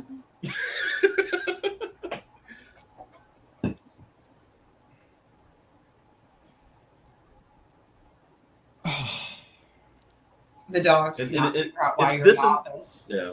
As you can see how this guy is Leo Kern. Yeah. As the movie gets further into itself, it becomes more charming.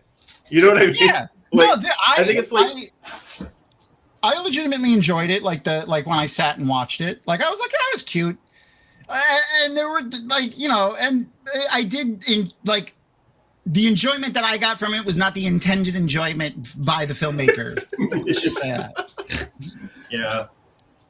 I think it's a shame that so many movies of this era had this feeling like, especially at the beginning, that they had to front load as much silliness as possible to keep people watching the movie. You know what I mean?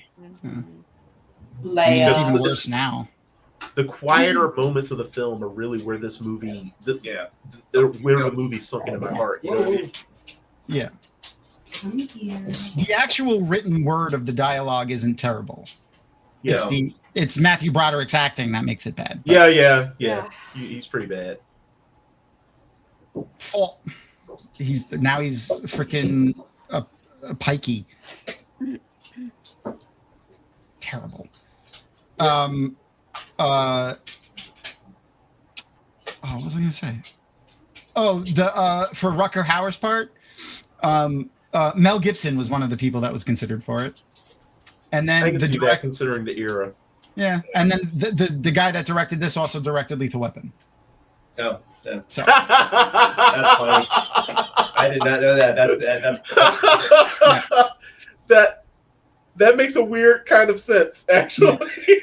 Yeah. And you know what I will say? The cinematography in this film is actually pretty. All the shots are pretty good. If you try to if you ignore the silliness of some of the stuff that's happening, if you actually just look at the framing and the shots, it's pretty good. I never felt sick. They don't fuck around with the camera too much.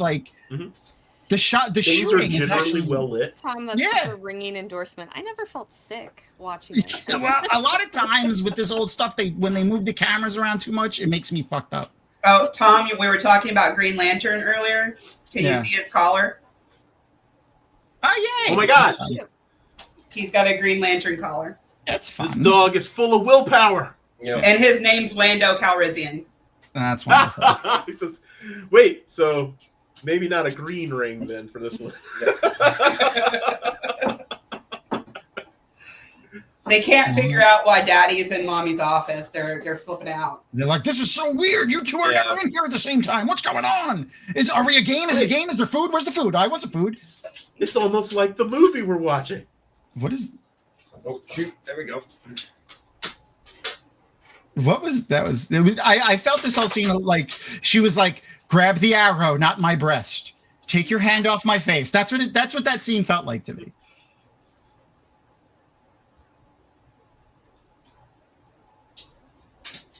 And now she bleeds out. Oof. At least they also went through an effort to make the blood black that was dried on her chest and not just bright red hours after she was shot. But did they cut the arrow off on the back or did they just pull it through? It didn't go all the way through. Yeah. Oh, okay. Not land dog. No, not land dog. Lando. Also, does anyone recognize this mad looking guy here? I do. That's yeah, Alfred, exactly. What's his name? Alfred Molina. There it is. Yes, thank you. Would later go on to play Doc Ock in Yeah. Spider-Man. He was Those are also the say- in. One of the Indiana greatest Jones. depictions of a Spider-Man villain. Yep, I was gonna say he also has a bit part in another movie, but you knew what it Yeah, was. all I could think of when I saw was give me the idol, throw me the whip. I'll give you that, give me the idol, throw you the whip. You ever want someone that can give you commentary on old movies? I'm married to him. See, he has a similar brain as me, and I like it. It's almost Don't like you have like ADHD? us Yeah, like we nerds just Him find too. each other. severely. And me. I have the ADHD. Yeah, me too. I Level think 1, Manny does too. diagnosed by a doctor, not by TikTok. This guy's voice is great too, Leo Kern. That's why I liked him. I was like, I want this guy to narrate everything. That Listen to that fire's voice. shooting up a lot of sparks. Yeah. I know he's been in other stuff, but I just can't think of what. That's not off. Yeah, that's. Oh, Leo Kern. Oh, he was a pretty big actor. He's in a ton of One of those stuff people right who's up been until when he like- died. One of those that guys where you're just like, oh, it's Yeah. that guy. Mostly old stuff. Like he died in like the 90s, I think. Obviously, this is 85, and look how old he is. Aaron Banhammer. Oh yeah, we can get Twitch viewers that are AI. Let's go. I like when we get our bots in chat. Wait, why did it look like Gnome and Rapunzel got banned? Oh, I don't know. They all of a sudden went all light gray. I don't know what that was. Oh, they have their things go light gray when we highlight their thing, so we could see that we've highlighted their thing. Okay, that's what that is. Yeah, that's a new feature they added in. Mm-hmm. Brock, I do not remember who directed Radio Flyer. Actually, That's that's on my list of films that did their job so well I will never watch them again. So, Mm-hmm. so I can't tell you It's who too directed. sad. It's traumatizing. It is. Yeah, it is like I will never incredibly watch sad. Radio Flyer again. Just like I will never watch Man Bites Dog again. I will never watch The Vanishing again. Directed by Richard Donner. Radio Flyer? Yep. Oh, well, there you go. He knew how to traumatize me. Yep. No, Glenn. Someone says, no, "Don't worry, no Pfeiffer was harmed in the filming of this movie." That's who directed this film, by the way. Richard Donner. Yeah, I saw. Yeah. Okay. I didn't realize that he directed that. That's hilarious. Oh, I forgot Adam Baldwin was in that. So Oh, Adam sort of Baldwin, another traumatizing film from around this era. What's that? Dragon Slayer. Dragon Yeah. Slayer. You know exactly the scene I'm thinking of, don't you? Yeah. Yeah. That I don't know if I scene, saw that. I was not prepared as a child for what that scene was teaching me about the world. 1992. Does that sound right? Dragon Slayer? Yeah. I thought it was earlier than that. I thought it was earlier too. Oh no, that's an anime. Never mind. Okay, no, it's a live action film. Yeah. There's a moment where you learn that you just learn very graphically that the good guys don't always win. Let's just put it that way. And it damaged me to my soul. Like it really did. That was 1981. Okay, yeah. So 4-year-old me. Yeah. Watching that movie with no, I found it. see, I would've Not seen it- I often do watched you it have with to- my mom, so I would have been a little older. So it probably was already out on video when I saw it. Not often do you have to click on the show more results on IMDb to get a movie. But for this one, you did. Yeah, I watched it a lot when it came on TV. And this movie too. I watched this one like 5 or 6 times on TV. I don't I know would if watch it just, when it would come on. like I feel like I would have watched this if I saw it come on TV. And I used to watch a Yeah. lot of TV Yeah. when I was a little kid. I must not have had like I didn't always have cable, so it might not have. Your This was parents one were that they into would this kind of show stuff. on, I watched it at my grandfather's. He Oh. had cable. My parents didn't, but my grandparents. Well, this is also one that they started showing a lot on like Saturday, like UHF channels. You know. I like how his staff doubles as a spear, apparently. How old were you when you first noticed that most flag poles doubled his spears. I don't Today, know, probably. Probably. Braveheart, I would say, when I watched Braveheart. Yeah. I think I was just about in my teens when all of a sudden I noticed the spear point. And I was like, wait a minute. Why is there a spear point on the They're not gonna just send a bannerman into battle with no weapon. But at that point I didn't even know about stuff like that yet. So now I kind of wish that was used more in like fantasy, like stabbing people with your banner. Yeah. I need to make a note of this. I think I've only seen it once, and I cannot remember what story it was, where like they actually did have a bannerman stab someone with the. I'm literally adding it to my notes. Oh my god, Brock. Yeah, no. Ian McDermott isn't in Dragon Slayer, but you know who is in Dragon Slayer? It's actually the top build person, Peter McNicol. He was the fucking museum director in Ghostbusters 2. The one with the foreign the one with the bad foreign accent that gets possessed by Vigo. Yeah. So my nickname in our household is actually Empress Palpatine. Oh. And this is Darth Vader. Yeah. Because he's more forgiving than I am. Yep. Do you ask him all the time if his feelings are clear on the matter? Are your feelings clear? No, the kids know when they say, "Do you want me to tap in Empress Palpatine, or do you want to keep dealing with me?" And they suddenly get complicit with Dad. Fair. Just hope she never starts talking about how one day she will have a new apprentice, one far younger and more powerful. It'd be hard. He's the old one in this house. Good times. Pardon me. He said that. How about a movie that was unexpectedly traumatizing? Flight of the Navigator. Yeah. Yeah, I guess it wasn't like I guess it unexpected a little, but yeah, because it was just like wall to wall fun, and then all of a sudden, yeah. I didn't expect Never Ending Story to be so bad, and then they Falcor, and I lost my shit. What amazes me about Never Ending Story and the trauma, is that at least for me, I've noticed that the part that hits you hard changes as you get older. Yeah. It's like when you're a little kid, it's Artax. We all can agree it's Artax, right? When you're a little kid. Yeah. But there's a point where all of a sudden they look like good, strong hands, don't they? Yep.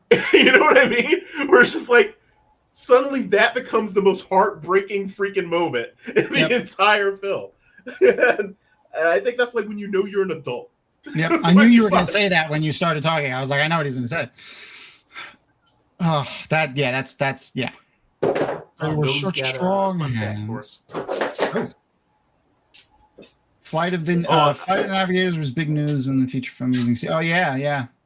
I still remember being blown away by the ship changing its format.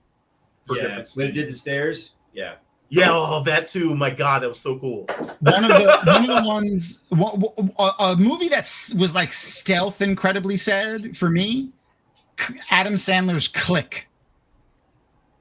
I don't think I ever saw that. What? Wait, it was. What about it?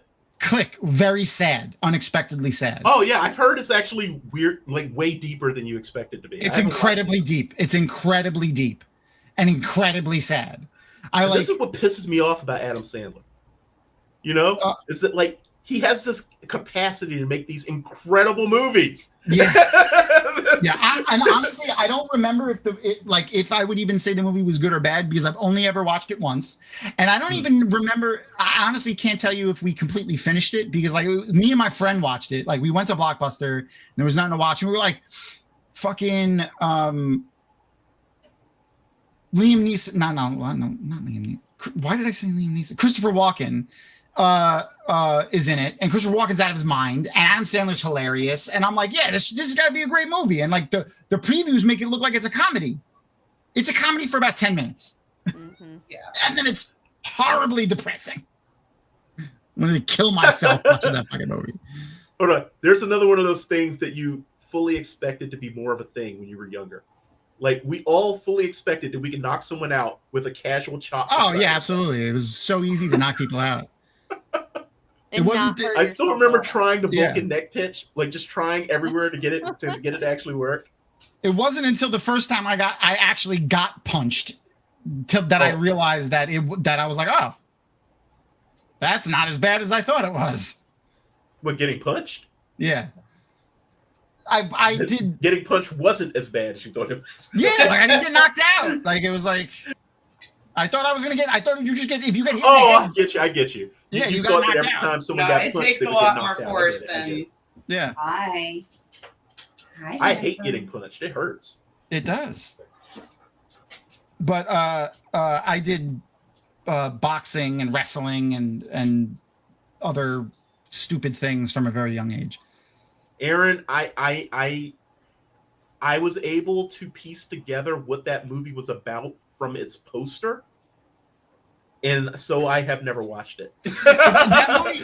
I have both read the book and watched the movie. I would say it's not a betrayal, other than it doesn't make you feel better. Like, it's obviously going to be a sad movie. Like, they don't ever tell you, like, it's never made out that isn't a sad movie, but you never feel better. You just feel worse and worse as the movie goes on, and you think you're going to feel better, and you never do. Oh no! That is exactly why I will never again watch the French version. Wait. French version of the band. Magic. Happened at just the right time. Oh, I forgot her name being Isabel is also pretty hilarious and awesome. I don't know. I like it. It's like the fantasy way you spell Isabel. Is it French? Mm-hmm. And here I am just being like, that's the fantasy way you spell Isabel. My uncultured ass. So if you've ever read the the Witches, I can't now. I'm like Eastwick. It's a great movie. Isabeau de Clermont. That is a great movie. And is a character, and God, I can't think. Okay. Right. Yeah, I'm not a big fan of French like art or French like even just old French entertainment literature, and I don't know. I've just never been a fan of it. Damn, dude, should have turned into a bird. I know, right? Well, Too bad he didn't learn how to do that face too. I can't. Like, this is supposed to be like a semi-serious scene, and we just got that right there. Like, look at that fucking face. Oh, Tom, if you ever make it to DC, I'm gonna take you on a tour of the cathedral so you can see some of the goofy ass. I'm totally down. Yeah, I'll let you know. I'm totally down. That's one of my favorite things. Do you live in DC? Yeah, I went to school at the cathedral. Ah. He went to school in DC. Yeah. Better not say Landon. No, George Washington. Okay. Oh, for college. Yeah, for college. Yeah. Discovery of Witches. There's a character named Isabeau de Clermont. She should fly. She's a French vampire. No. Silly, light-blinded fool. Loyal said, Oh, oh. God. Loyal said, but I am too young to marry.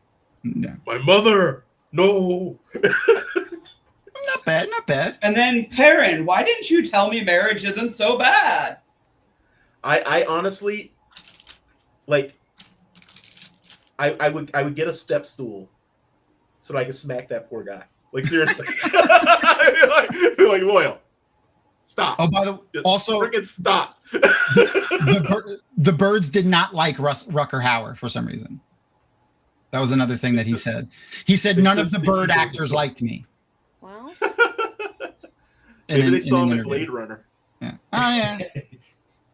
That's fair. I saw the way he was manhandling that dove. Yeah. Speaking of Blade Runner, he was great in that. But yes, this was one of the only times he was a leading man, and he said after he did this movie, never again, because he didn't like all the attention. Mm. He didn't like all the press that he had to do. He much prefers being like a supporting character. or Yeah. acting in like B movies. Speaking The of which, Blood of Heroes, I think it's called. He was almost the lead in that one. have you seen Blind Fury? Oh yeah. That is probably my second favorite Rutger Hauer movie. Oh, freaking another terribly fantastic movie. Yeah, exactly. Terribly fantastic. It's a magically healed. We're in a movie, obviously. Yeah. No. Do you hear no his sign of the knee hero. set? It's so No, bad. not at all. No, Not at all, Sammy. No. And then he's gonna sound like a freaking like someone from Long Island in a minute.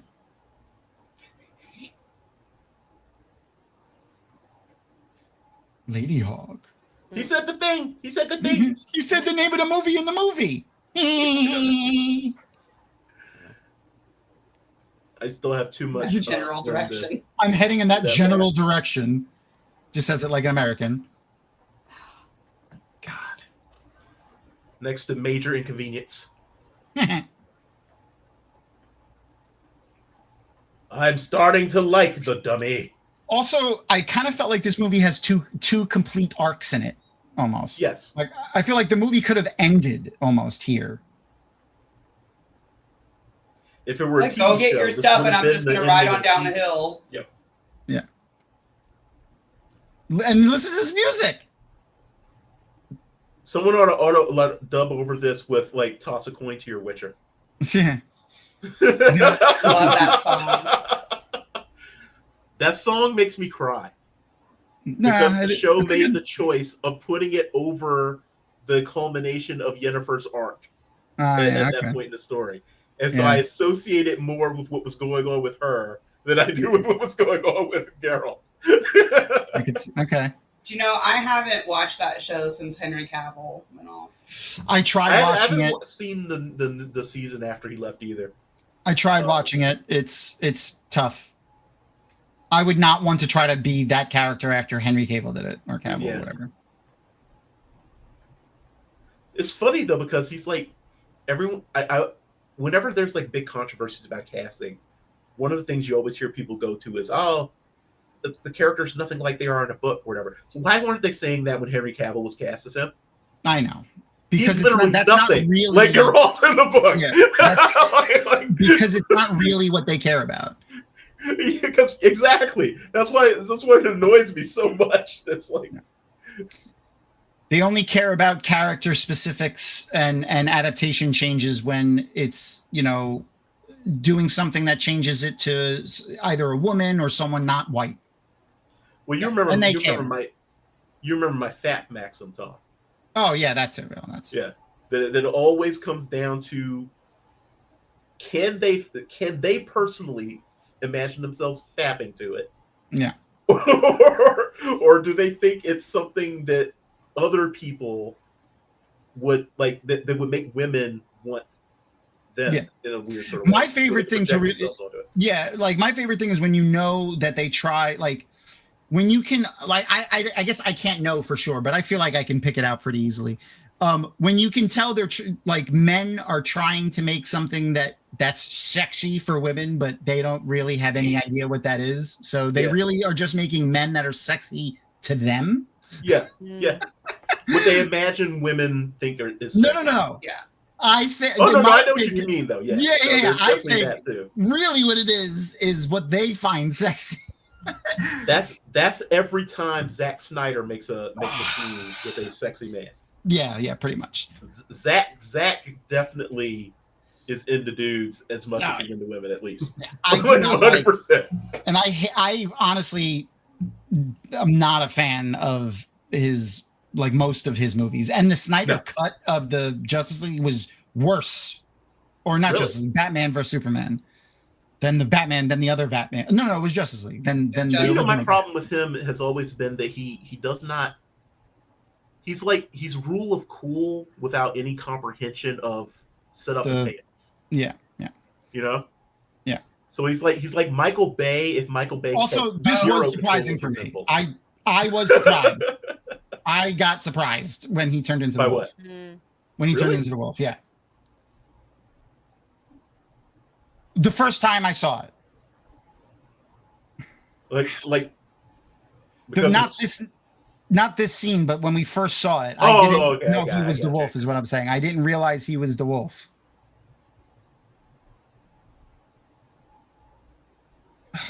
Hear him? Accent completely gone now. Now he's just Matthew Yeah. Broderick. Nope. And Now then he we're back. remembers. It's like the director whispered from offset. You know, You're supposed it's to like, be English. Accent. because he just like suddenly has an accent again. Yeah. Oh. What was that? You know, one of the fun Kind of things for me how about watching yeah. old movies like this that I haven't seen since I was young is how they always inform me where a lot of my taste in women came from. That haircut is very different for that time. I feel like that's like a pixie cut now, right? Like Yeah. it looks Yeah. great on her. It was a very popular hairstyle at the time Was this it? film was made. Yeah. Okay. I want to say it was I like, thought all the this is- 80s was big hair. well, this was basically the Lady Di, wasn't it? Yeah, I'm pretty Yeah, sure this is basically very what Princess Diana wore. Yeah. Princess Diana was famous in the 80s too? Yes. Yeah, Was she? Oh, that was okay. like the height of her fame. Yeah. I don't know. Shit. I thought it was their 90s that she, I don't know. No, she was Time kind of As waning at that soon point. as they got engaged, she became an instant sensation. And that was like 81, hmm maybe 80. Yeah, then she kind of faded out of the public eye for a while, and then of course she died, and that Yeah. you know. And there was also what was her name? Princess Grace was also really big back then. William, like, who was born? Who, As in, yeah, the Prince of Wales. Oh, There are really? we are old. We are. And Yeah, Harry was slightly born in younger than 84. Yep.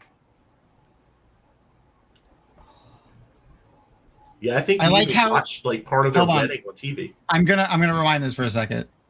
Just like a couple of seconds. Watch when he's dancing and singing. Watch his face.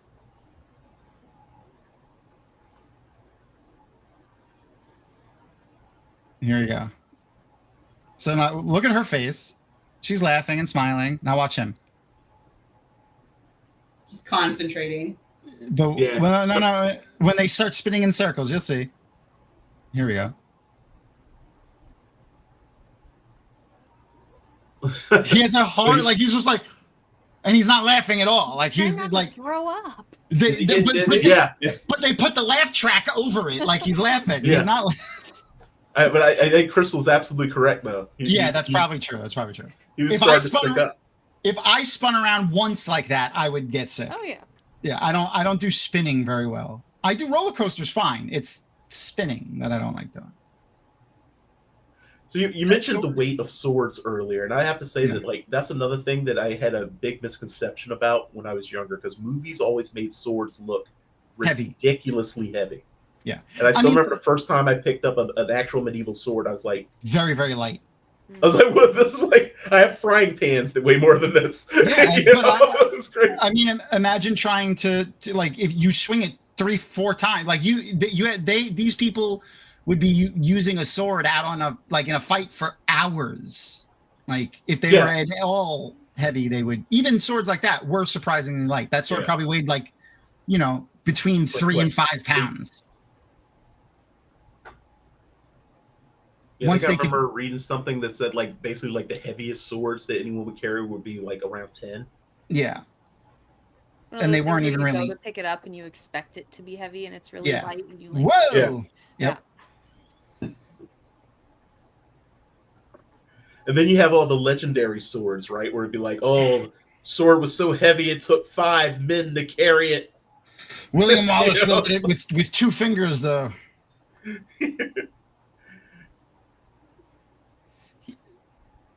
No, he says Isabeau like someone from New York. Isabeau, come here, Isabeau. Hey, Isabeau, where you going? I French got name. the bagels coming and everything. Exactly. You wanted a schmear, right? I got you a schmear. Real talk. Never give me a bagel without schmear. It's like You're that's not how from I know New you York. Why are you saying real talk? Yo, real talk, dead ass. A good bagel. Yeah. Sorry. I miss my I'm wolfing here. No. Look at that, I'm wolfing here. I'm wolfing it. I'm wolfing here. Hey, Dustin Hoffman was almost in this movie, so no, that wasn't Hop. What am I saying? It was freaking Al Pacino. Why am I thinking of Hoffman? No, Dustin Hoffman was I'm walking here. That was him, right? Yeah. Midnight Cowboy, yeah. Midnight Cowboy, right. Yeah, that was him. Is she gonna get caught? Oh, I in always that thought that was Pacino. Yeah, for some reason my head just made it Pacino when I saw it. Yeah, but no, I was right. That was Hoffman. Yeah. Of course, she could step in that damn trap, isn't she? Of course. Great ad lib though. Yes, that was an ad lib. That was a real cab that drove onto the set. And almost hit him. Yeah. You gotta love when an actor is so into character that they just respond as their character will respond to something. Yeah, that's why I love improv so much. Oh, improv is great. My favorite thing to yell at an improv thing is always loofah. They never expect it, and you can always see that beat where they're like, "What?" It's like, what am I even supposed to do with that? Oh, Yeah. No, not the wolf. Not Rucker Hauer. I also feel like this movie could have done with like 20 to 30 minutes less, like film. Yeah. It definitely needed to be trimmed a bit.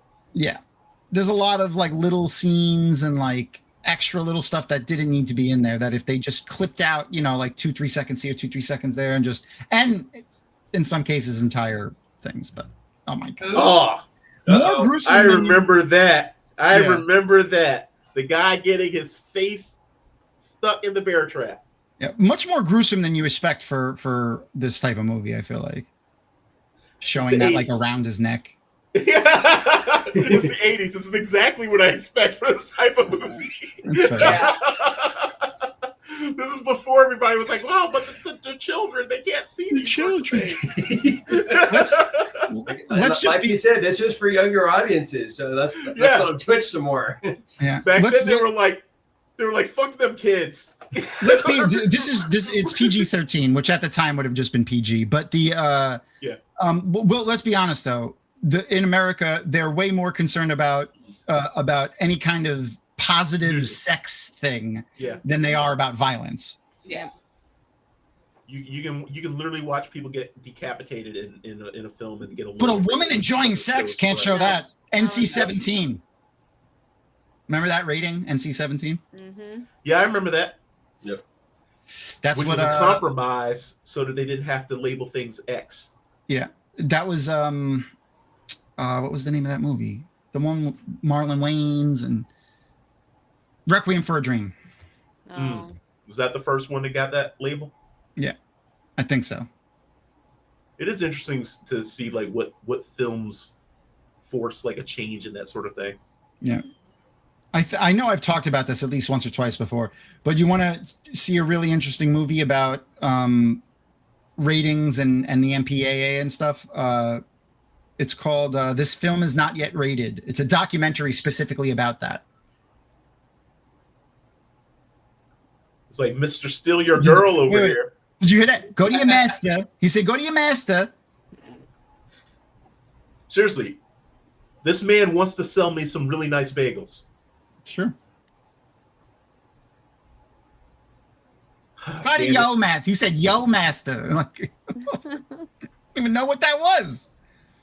I really want bagels now. I got bagels. I found there's a place that makes okay bagels by me. Like, okay. Like, they're like, that's about as good as I could say about them. I always forget. What state are you in again? Florida. Florida? Yeah, okay. Yeah. I imagine there's not too many places that make good bagels down there. No, not on this side of DC Florida. has a few places these days that make okay bagels. They're actually reasonably decent bagels, but they're still not going to be like what's up in New York.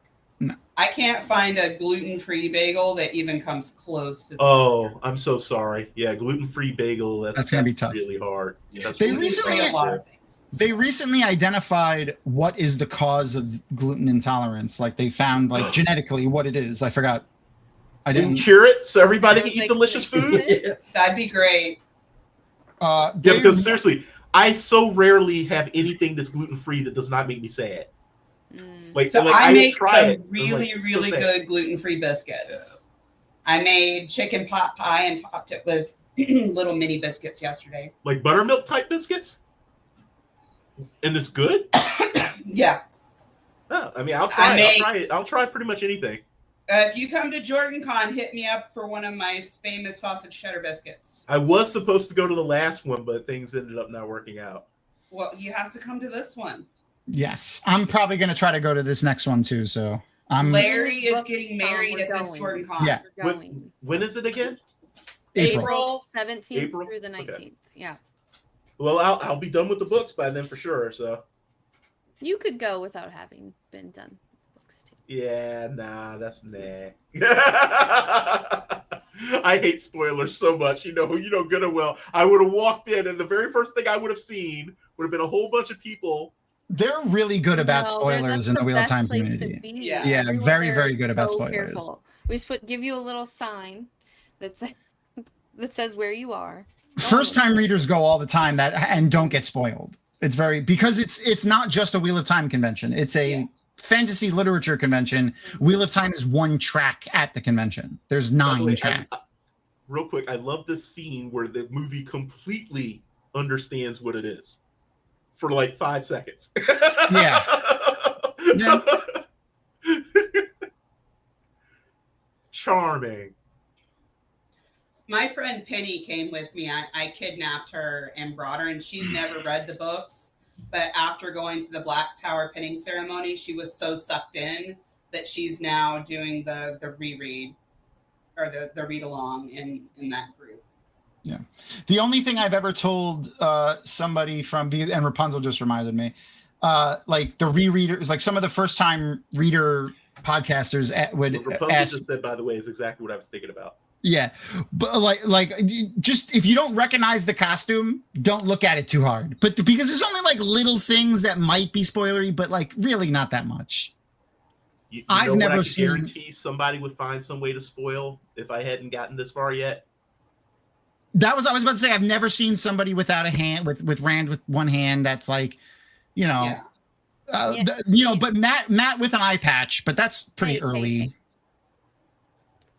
Oh yeah. Brock's not that far. I was about to say he still doesn't have it yet. I forgot. Bad Tom, hold out your hands. It's okay because Tom got me, which is hilarious because I'm a mythology nerd, and so he was making fun of me about this. Yes, I did not immediately notice on my own that Matt was Odin. Yeah. like if I had noticed that on my own, I 100% would have expected him to lose an eye at some point. You know what I mean? So like, especially for the reason that he went into that doorway for knowledge. Yeah. You know, it's like, and he was even hanged for knowledge. Exactly. Yeah, he lost an eye and hung from a tree for 1,000 years or whatever. Odin. He's like got ravens on everything for crying out loud. How did I not notice it? And you know what it was? Is because I did not think of the Ashandares being similar to Gungnir. And Gungnir. No, is it? No. Gungnir is his. The Sleipnir is the horse. Is the horse, yeah. Gungnir is his spear. Is the spear, yeah. Yeah, Mjolnir is the hammer. Yeah, well. I will say when you finally go back for your reread, that you'll pick up on so many of like the prophecies and men's foretellings and things like that. That's the thing that I really respect about Robert Jordan more than a lot of other writers is the foreshadowing that he did. Yeah. The planning that he did. Does a lot of setup. Yeah. Like I wasn't expecting that random tower to suddenly be important again. Yep. Though I do remember when we were doing the read through before, like I fell off the wagon on that. Sorry guys, but when people were like, "So, what do you think of the tower?" And I was like, "Okay, am I supposed to think this tower is important?" They mentioned it one time. Yeah. I thought it was a missile silo. I can see It's that. Yeah, honestly what I because thought it the was. wheel of time, the ages turning past. Yeah. Yeah. Yeah. And the way it was described, I was like, there's only a few things I can think of that would be built like this. Did you catch like the Chrysler emblem in Yes. Tampico? Mercedes. What really got me Mercedes, was what I am almost certain was the WHO headquarters when they were coming out of the threefold land. And ran I know what like you're a talking giant like a a city, like a Serpent city of the hanging off the Slippiest end, or whatever that is called. Yeah, like in the side dock. of a cliff or whatever. Yeah. There's a And I dock was like- hanging out the I side. was like, wait a minute, that's the freaking WHO headquarters. I was like, where are they? Yeah. That's a city left over from the Age of Legends, but Yeah. I could see that. Yeah, I mean, it's anachronistic there. There's a dock and stuff up in the mountains. It's Mhm.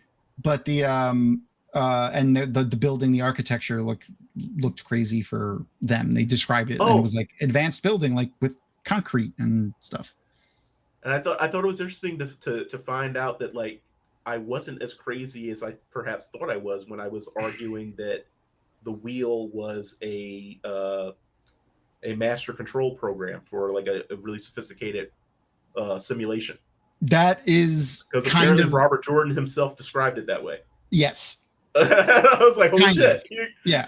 I Well, like yeah, to you know, think kind of. Because I don't really think Yeah. it's like even with our reality, like I don't think it's a simulation the way we think of simulations. But I think no. if anything creates, you know my whole theory on this. If anything created the universe is a simulation. If anything matter created the how- universe, then they're bad at creating things. Oh, 100%. They're really terrible at it. But like, I mean, the fact that I can throw out my freaking shoulder by like not doing anything is proof of that. Yeah. but I'm just saying that's just like you can't make something, you can't create the rules of a reality without it being a simulation. You know? It seems like that all of the like tense moments they have like appropriate music for, but like the moments that are just like, you know, nice visuals and like quiet moments of them walking through have these for whatever reason synth techno music it really from felt like it was fighting the movie, like Yeah. it was against the movie. That's what it feels like. Yeah, I really think moments like that are the moments when an executive walked into the room. maybe. You know what I mean? Well, no. They were The director loved this guy. The guy that scored this composer? movie. No. Yeah. Do Though you think that like the composer, those were just like all their own choices? Those they really thought weird that no, moments? they thought that this was great. Okay. Most of the other people didn't like it though. Like Rutger Hauer thought it was stupid. A lot of the other people thought it was stupid, but Richard Donner was coming off a lot of big movies, so he originally his first choice was John Williams, was Star Wars. I Go, love like- John Williams. Yeah, but I don't see John Williams making this fucking movie like this if this is what fucking Richard Donner wanted. Who composed the Listen, there's soundtrack parts to of Princess this- Bride? What'd you say? I said, who composed the soundtrack to the Princess Bride? I don't remember who the composer is. Because I imagine they would have also done a very good job with this. I really like the soundtrack to the Princess Bride. Yeah, it was, Putting all your weight on my arm. I mean, there's some real potential with this story, though. Like, it's Definitely. really tragic that they are always together and yet always apart. Like, there was always Yeah. apart. really Yeah, beautiful. that was what really pieces got and me just- with this film. Yeah, it's that part's Just tragic. that It's sad Yeah, the- star-crossed lovers thing. yeah, I agree. And like I said, the dialogue, like the actual words that they're speaking, Yeah. it's in a lot of like because this is actually a pretty dialogue heavy movie. God, she's beautiful. Mhm. She really is. Is good, but it's delivered so poorly because Matthew Broderick has like the majority of the dialogue, Yeah. and But like it's so bad. Like, how many films had he made before this? Absolutely right, Matthew Broderick. I don't think that many. Yeah, because this is very early on for him. Yeah, I think I know he had made. So what was before War Games? I mean, I'm gonna look it up in a second, but not that many movies did he make. Oh, Mark Knopfler was Princess Bride. Okay, another great composer. And now they're gonna switch. Yeah, the music's gonna change in a second to synth bullshit. It's like they just didn't know what to do with the more lighthearted moments. Definitely. Yeah. You know who was surprisingly good in their turn for scoring a film? Toto with the old school dude.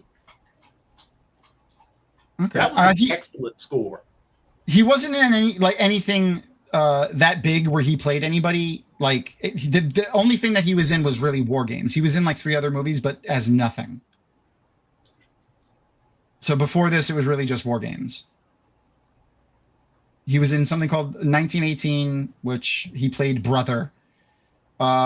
Max Dugan Returns, and something called Lou Grant, where he was in 1 episode in 1981. So he was in 2 movies, one of which he starred in, and then this movie. Okay, this is like. By the really way, sad. this scene is the entire reason I love this film. The scene is insane. Did you say something called Lou Grant? You know what that is, right? No. It's Ed Asner. It was like an old CBS show. Oh, no, I never saw that. It was a character that transitioned from Mary Tyler Moore. Oh, okay. That's why. Oh, yeah, And okay. Grant was like her. Yeah, it was her, the boss, right, or something? Mhm. Yeah. Yeah.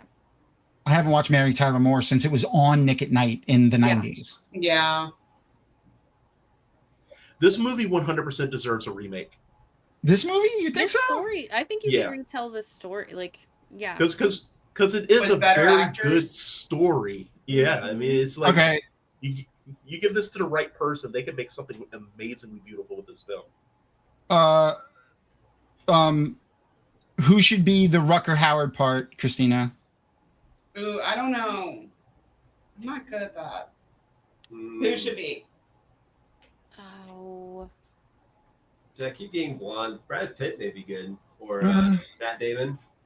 Ooh, Matt Damon. That's an interesting choice. Matt Matt Damon. He's older now, so like, you know, him being like, Yeah. he could fit into this kind of a character, especially after seeing like Odyssey. Like, But he's Yeah. also But like, honestly, finite. he's not If I lost remember in right. needing to get Yeah. home. So I don't know if that fits into that's Matt true. current. He is Who's looking for the- someone else who's lost. That's Yeah. true. For some, Probably too old now, but who's the guy who plays Count Adamar in A Knight's Tale? oh, Count Adamant. I forgot his name. Mm.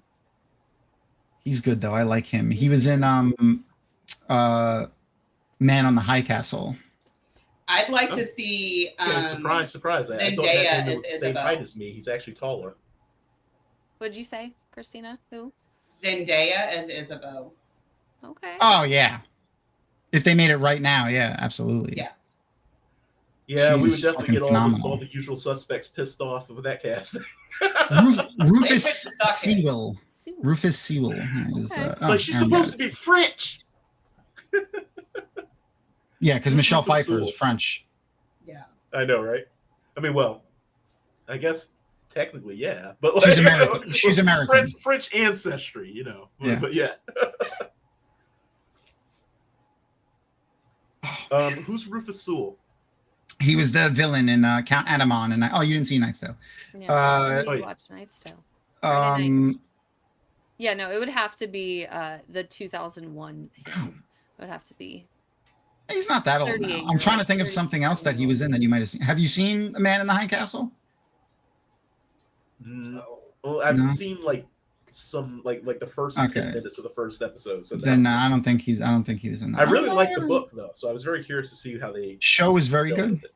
I liked it. What about The Diplomat? That's the new show The that he's haven't in. seen that Diplomat one has at been all. on my watch list forever. So and I good. just haven't started it. Really like it a lot. He's the husband in that. Yeah, I don't know. I'll get a picture of him, but I don't know what else you would have seen him in. He's not been in a lot of American stuff. Yeah, during the whole Perrin and Fail, when she's like captured by the Aiel, I want to smack him a lot too.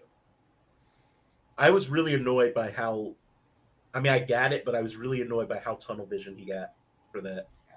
That's the I example. understood, but I was Yeah. also very annoyed. You know what I mean? That's why he's not the Dragon Reborn. This is Robert Sewell. Okay. The central casting would not cast him as that character. Probably They not. would cast him as the bishop The villain. or whatever. Yeah, he would have to be the villain. Yeah. What about like I want to just immediately snap and say Tom Holland for the Matthew Broderick part, but like I don't want to cast Tom Holland just because that's like the easy go-to. But I do think he would do a very good job, and 100% would have a better accent. Yeah. He'd probably You pick might one. also be Very Timothy good. Chalamet. He would at least pick one. Yeah, he would at least pick one. He would pick one. He just Cast had a Timothy good Chalamet one in the for role. Howard. Cast someone who's just way too much of an actor. That's fair. For the character. Way more actor than you would ever need for this part. I'm trying to, Timothy Chalamet, or I mean Tom Holland too, though. Like he's an amazing Tom Holland actor. is a very good actor. He is a very good actor. I forgot the name of that. He did a movie, like a much more serious movie, like 5 or 6 years ago. I don't remember. He had like a thick country accent too. He does pretty good with accents. No idea. I can't remember. It was a serious, like, not Yeah, 'cause his real fun accent is movie. British, right? Yeah, he's English. Yeah.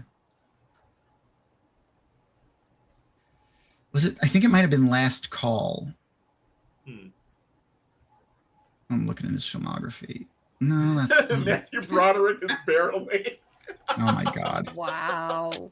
that's terrible. That's terrible. I still haven't quite worked out what Barrel Lane's deal is. She's the leader of a country. She leads a You country. know what I mean. It'll get revealed. We don't want to spoil you. Because I I'm don't like, like her though. I kind of Okay. feel like I'm almost getting what she's doing, but I don't quite understand why she thinks that's a good idea. You know what I mean? I think that's where It's I'm at. with her. coming. Yeah, you'll get there. Don't worry. Also, I really love how people got really pissed off at how Rand like one-shotted Samael in the show, when that's literally how like every Forsaken gets taken out. I know. it's like off screen, random one-shot use of the power by somebody who wasn't even trying to do anything. Yeah. They just like die or something. That I'm pretty sure that hating on the Wheel of Time just became cool for a certain section of the community. Yeah. Hating on the show. There's a sword that's more Matthew Broderick's caliber. Yeah. That's not even a dirt. It looks like a letter opener. That's what I was gonna say. Was a Like, letter. seriously, opener. I have a letter A nail opener that's file, more threatening perhaps? than that thing. Yeah. There's my Yeah. There letter it is, opener. right there. Look at this guy.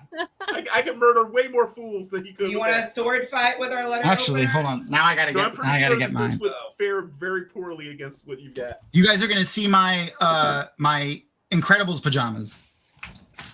Ooh. I got you the Klingon. Yeah. What's it called? I can't think of it. What's the Klingon thing? What? Yeah, that's what his letter opener is upstairs. Getting up is hard when you're old and broken. Because we're old. So this was my grandfather's, but the letter opener is literally a sword, like a medieval sword. That's Stop it. cool. That's so cool. Yeah. And this was also a. Where's the dial? Oh, there you go. I'm It was a. noticing there's stuff on the side. I was wondering what that It was a radio. Oh, that's cool. Yeah. Oh, that's But yeah, he's in armor. It's made out of metal too. It's metal. That's really That's cool. very They cool. made so much cool stuff back then. Yeah, nowadays they make things that are kind of like this, but they're always like they're ruined by the cheapness of them. You It's know what I mean? it's Charlemagne. He has it's got Charlemagne's crest on his chest. Oh, is that what is it? Joyeuse? Is that Yeah. supposed to be Joyeuse? I don't remember, and I can't turn my head to look at it right now. Sorry. And I was like, no, you're good. It's over there. Gnome says, "What's a letter?" What's a letter? Shut up, Gnome. You were there when they invented the letters. Gnome's old I too. was there 3,000 years ago. Yeah, Older than that. just being conspicuous, dude. No one will When know. the I want to get Venetians- like some wax and like seal letters. I think that would be fun. Yeah, we need to bring back sigil, like sigil rings and stuff. Yeah. I'm down. Signet rings. Why do I call it sigil ring? You got Signet sigils in my Because mind. you're a silly Billy. I have a wax seal from you, Tom, somewhere. I know. I was just looking for one of my wax seals. I wax seal all of the mail I send out for Dragonmount. Nope, that's not it. I made wax seals for all of their range for the Black Tower. Oh, that's awesome. It's in here somewhere. Support my bid to create the Grey Tower for a better future. Or you could come join us in the Black Tower because we use, men and women together. No more polarization. We don't. We're in the fourth age. Men and women working together, walking the halls of the Black Tower. Exactly. Why isn't it gray then? Because Black and white put together is gray. Because it's not black and white put together. There's female Ashaman. Yep. They're not Aes Sedai. I'm one of them. I'm both. Okay, I'm an Aes Sedai and an Ashaman. I will forgive you for what is clearly a massive spoiler, but no, it's okay. It's not. It's not in the because I was kind of thinking that it felt like it was going that way. No. That's just their Black Tower. There's no. I see. And not in the books. It never made sense to me that there's a difference anyway. Ashaman means guardians, right? So like. Yeah. No, it should. Would Ashaman and Aes Sedai be the same thing? The separation is purely because it's Sidar and Sidene. Mm-hmm. I think that's just because people just don't know what they're doing. That's just your theory on all magic systems. Fair. You come to Jordan Con and I will indoctrinate you in our cult. I mean, you can ask Tom. I'm already basically indoctrinated. Who do I think I am, Tom? You're Bella. Yeah. Chaos. I'm not so lofty as to proclaim myself the creator. No. See, he knows. He knows. Those helmets are like something else. I thought it was hilarious when I discovered that other people also thought that. Because I was reading the books and be like, okay, this horse is in like way too many places. Yeah, this regular cart horse, draft horse. Yeah, it's not even like a trained war horse or anything. It's like just a regular plate-owned horse. Yeah, it's a regular draft horse that pulls carriages and shit and wagons. I caught myself. I almost uttered a massive spoiler. Yeah, don't say that. I'll be good. Don't tell me about the moment when Bella reveals itself the creator. It is, in fact, the Dark One. I mean, honestly, this is a plausible theory. Mm-hmm. It is. Mm-hmm. Rapunzel, totally plausible. Also, there's no rules that say that animals can't be Tivaran. And it was one of the most obvious things in the world for the show to make the other like EFers Taviran. I don't see how you can read those books and not think that they were also Taviran. Yeah, no, you know what I mean? They are in the books. Yeah. The books still haven't labeled them clearly as Taviran. Yeah, they don't label them. Like, they never really label them. They have people who say, "Oh, you probably are Taviran too, right?" Yeah. But I keep waiting for a moment where Logain like walks around a corner and sees, and they're all glowing, like, oh, you know, or something like that. But like, it's not happening. Yeah, no. I don't know. I like that they're not because it's just they're strong-willed women that make shit happen without the extra. Well, it's not just that. They seem to always be in the right place at the right time, even like not through no thing of their own. They're not trying to do something or figure it out. They just happen to be at the right place. But that's apparently started something. No. My pet theory is that look at what Rapunzel just said. Rapunzel! I'm going to start calling them the Effers now. Wait a minute, I missed that. Because I shortened it to EFers instead of saying Emmons Fielders. Oh, EFers. I like that. Yeah. I must have just let that go by my head. Like, yeah. It's just like sometimes it gets tongue twisty to say the whole thing. Emmons Fielders. So like I just said EFers. The Emmons Field 5. Out of my mouth, I thought about how close to MFers it was. And I was like, oh, well, I can't take it back, but I already said it. I like to think that so we know the tower can make you a Taviran and then unmake you a Taviran whenever it wants. So I like to think that not the tower, the wheel, so that the wheel just kind of turns it off and on randomly throughout the story. I also can see all of them being heroes of the Horn. if you think about it, it's also, it should be possible for someone through essentially sheer force of will to make themselves into Taviran. I don't know about that. Well, we'll talk about that. That's a panel for another time. Yes. Yeah. When Maybe once I I'm not finish the whole accidentally, thing. like, I'm having to shut my mouth so I don't spoil you every time. Yeah. I really Yeah, appreciate the effort, and I can see how Yeah. difficult it is. So I Mainly- appreciate it even more. That's what I was going to say. Mainly because you need to finish the book for us to have this Yeah. conversation fully. I would totally love, once you finish the book, to come back on and just have like a whole panel about. Oh, we Taviran. absolutely could. Yeah. We can have a reverse finally finish the Wheel of Time fireside chat. Sign me up. So right now I'm 50 thinking a lot about years later. Mazrim and trying to figure out how long has he been a snake. That's what I'm trying to figure out with him. Like, was it since the beginning? Because it feels like it was probably since the beginning. I do like that they made them wear the coif under the hat too. Yeah. Yeah.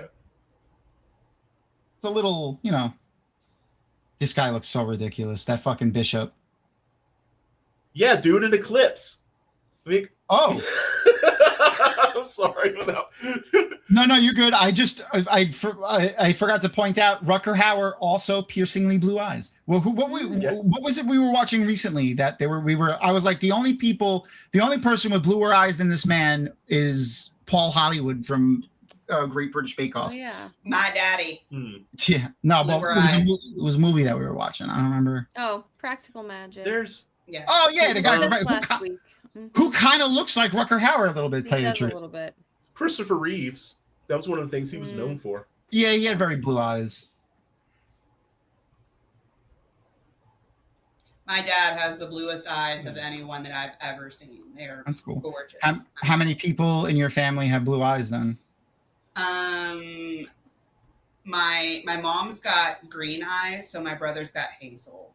Which is really just it's the same gene for the blue thing. I'm getting a picture of Paul Didn't make Hollywood that, for bro. Did you like the line assisted yeah. there? You can always tell because it just like suddenly jerks into a straight line. Yeah. I always Yeah, love his that. dad had blue eyes as well. I mean, I think I only had blue eyes for a day. yeah, when I was a little kid, up until like the age of like 4 or 5. For me. No, it's just at birth. It's pretty common. Yeah, mine are brown. Me too. What was That was weird nice. was that my eyes were hazel until I was like 7, and then they suddenly turned dark brown. Oh, that's weird. They were transferring.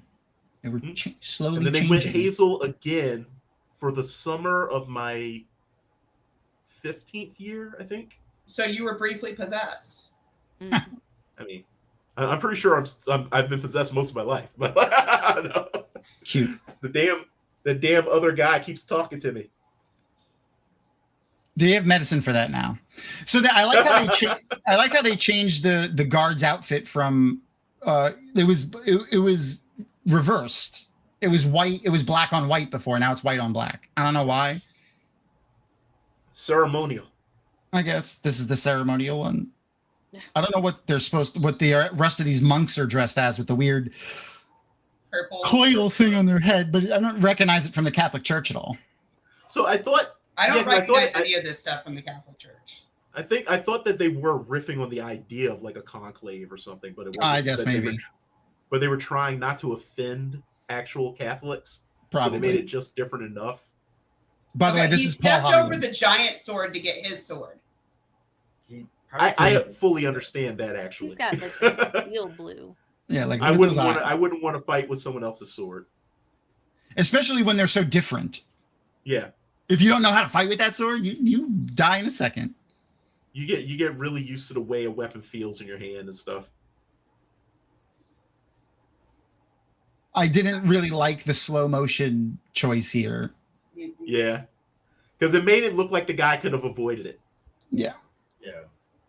I don't know. Especially for the culmination, like the whole thing is just in that weird ghost, like double slow motion thing. I don't know. I didn't like it. Also, did anyone else just hear like Paul thinking about the hidden blade? A little bit. The slow blade penetrates the shield. Yep. That's It right. took me a second to get there. I was like, Those are the best references, the ones you got to was think it? about. Oh yeah, Yeah. you know what? I could see that. There was. Yeah. Narg. I think that's one of the reasons why Snyder uses slow-mo so much. Oh, there's another Because he reason I don't remembers like it him. from all those movies from back in the day. Just not how to make a good one. Sorry. No, he just overuses it. That's the problem. I mean, there are times when Snyder frustrates me so much because there are so many times where you can see that there's an actual really good director there. You know what I mean?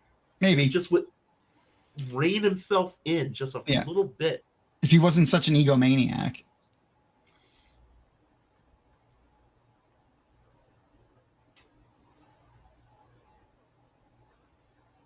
Even Rucker Hauer seems like he phoned it in a little bit. Yeah, a little. But he's such a good actor that even him phoning it in is still pretty decent. Yeah. I just find it funny that he didn't want to ever be a leading man again after this movie. Look, they're both human for the moment. Spear. Almost This guy never. remembers he's got a spear. They could be together. What is it? Isn't it an Asian? Oh no, never mind. I think it is an Asian proverb though, and that's why they used it in Avatar. The sun and the moon are chasing each other across the sky. They're Mm-hmm. two souls that are in love that can never be together. I think that's I want to say Chinese proverb, but I'm not sure. I mean, And I don't know about the proverb part, but it's definitely like factors heavily in several myths. Yeah. Including if Avatar: it's The not- Last Airbender. Yeah, if it's not the sun and the moon, it's something like people being separated by the Milky Way, where it's like a river. Yeah.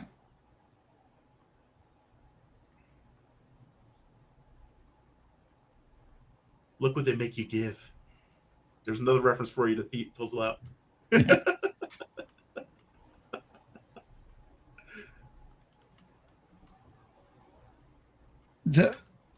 I don't know. I felt like this was a little anticlimactic to the way this ended. Yeah. Oh man. Yeah, it definitely felt like people wouldn't just let this happen. Yeah. Everybody was standing around. Well, to be fair, they've been standing around the entire sword fight. Yeah. So why stop now?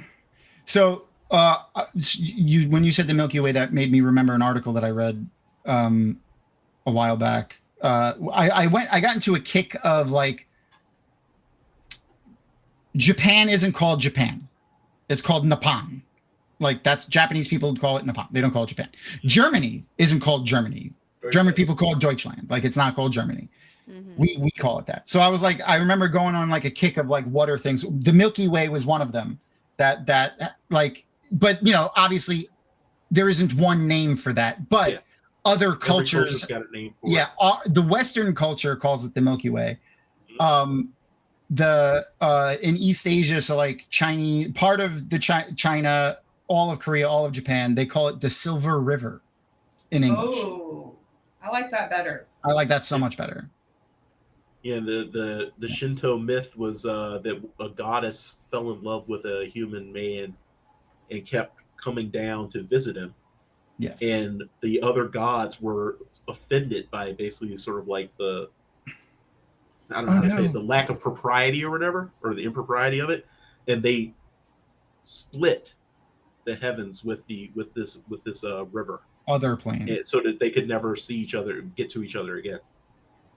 That's And I think she was made into a constellation that's supposed to be like a weeping woman or something. probably. Hey, at least the spear throw of the sword came back. At least that Yeah. wasn't the first time that he did it. He's done that before. That was at least like when he killed him with the sword here. I was like, all right, okay, that made We him got just random. Chekhov's Chekhov's his spear go-to throw. move. It's Yeah. fine. Yeah, Foreshadowing. Yeah. yeah, Sit up and pay off, damn it. yeah, yeah, yeah. What would be Chekhov's great sword? I don't know. Yeah, I mean, what is that kind of sword actually called? I don't even know. I used to know. I think it's called a gate sword or something like that, like a cat, like it's for fighting at castle gates. I used to know what it's called.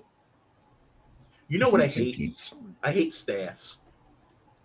I like staff fighting. I They prefer confuse staff the fighting. living Christ out of me. I don't ever want to face a person with a staff because I would just be like, I don't know what the hell's about to happen. Well, you know the whole scene with Matt and Galad and Gawain. Yeah. That was a good. Yeah, it perfectly illustrated why I don't like like staffs. Yeah. But that was a good scene. Mm-hmm. Yeah, they did that very well.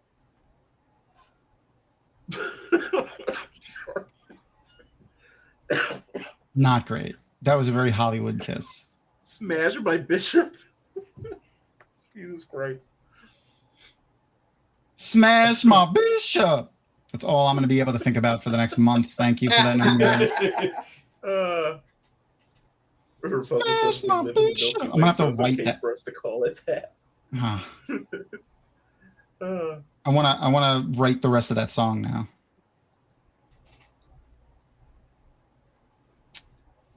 So all these dudes are just gonna stand around and be like, "Okay, you killed our bishop."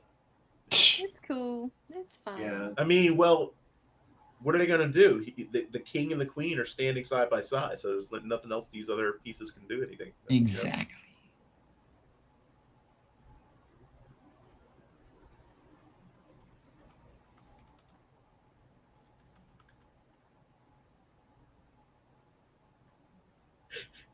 It is a great sword. It's a type of great sword, though. I can't remember what it is. I'm spending time, like a lot of great swords have similar designs where the first like 6 inches of the sword is unsharpened. Yeah. I'm gonna stop looking at Ladyhawke swords, idol. though. I know, right? How many times did they say? I think they only said it once. I know. I wanted to go back and count, but then I was like, nah, never mind. He had a little bit of a Bilbo vibe. That's what I thought it was. Does this have the feel of Google says ADR to you? it's a Zweihander. Did you hear that, Tom? What? It's a Zweihander. Oh, with the yeah, okay. Oh, It's a is that German what that sword. is? Okay. Yeah. That's a term I've heard, but I don't think I ever had a picture to put it with before. So now I know what they look like. Oh, now they're all happy. Yep. Yes. Speaking of eclipses, I don't know, 20 minutes ago, I'm a little late, but did anyone see the eclipse that happened on Sunday or Saturday? No. No. It was nice. I mean, I guess it was only really in the southern U.S. You could see it. I forgot where it cut off. I don't even know if Reverse would have been able to see it, actually, now that I think about it.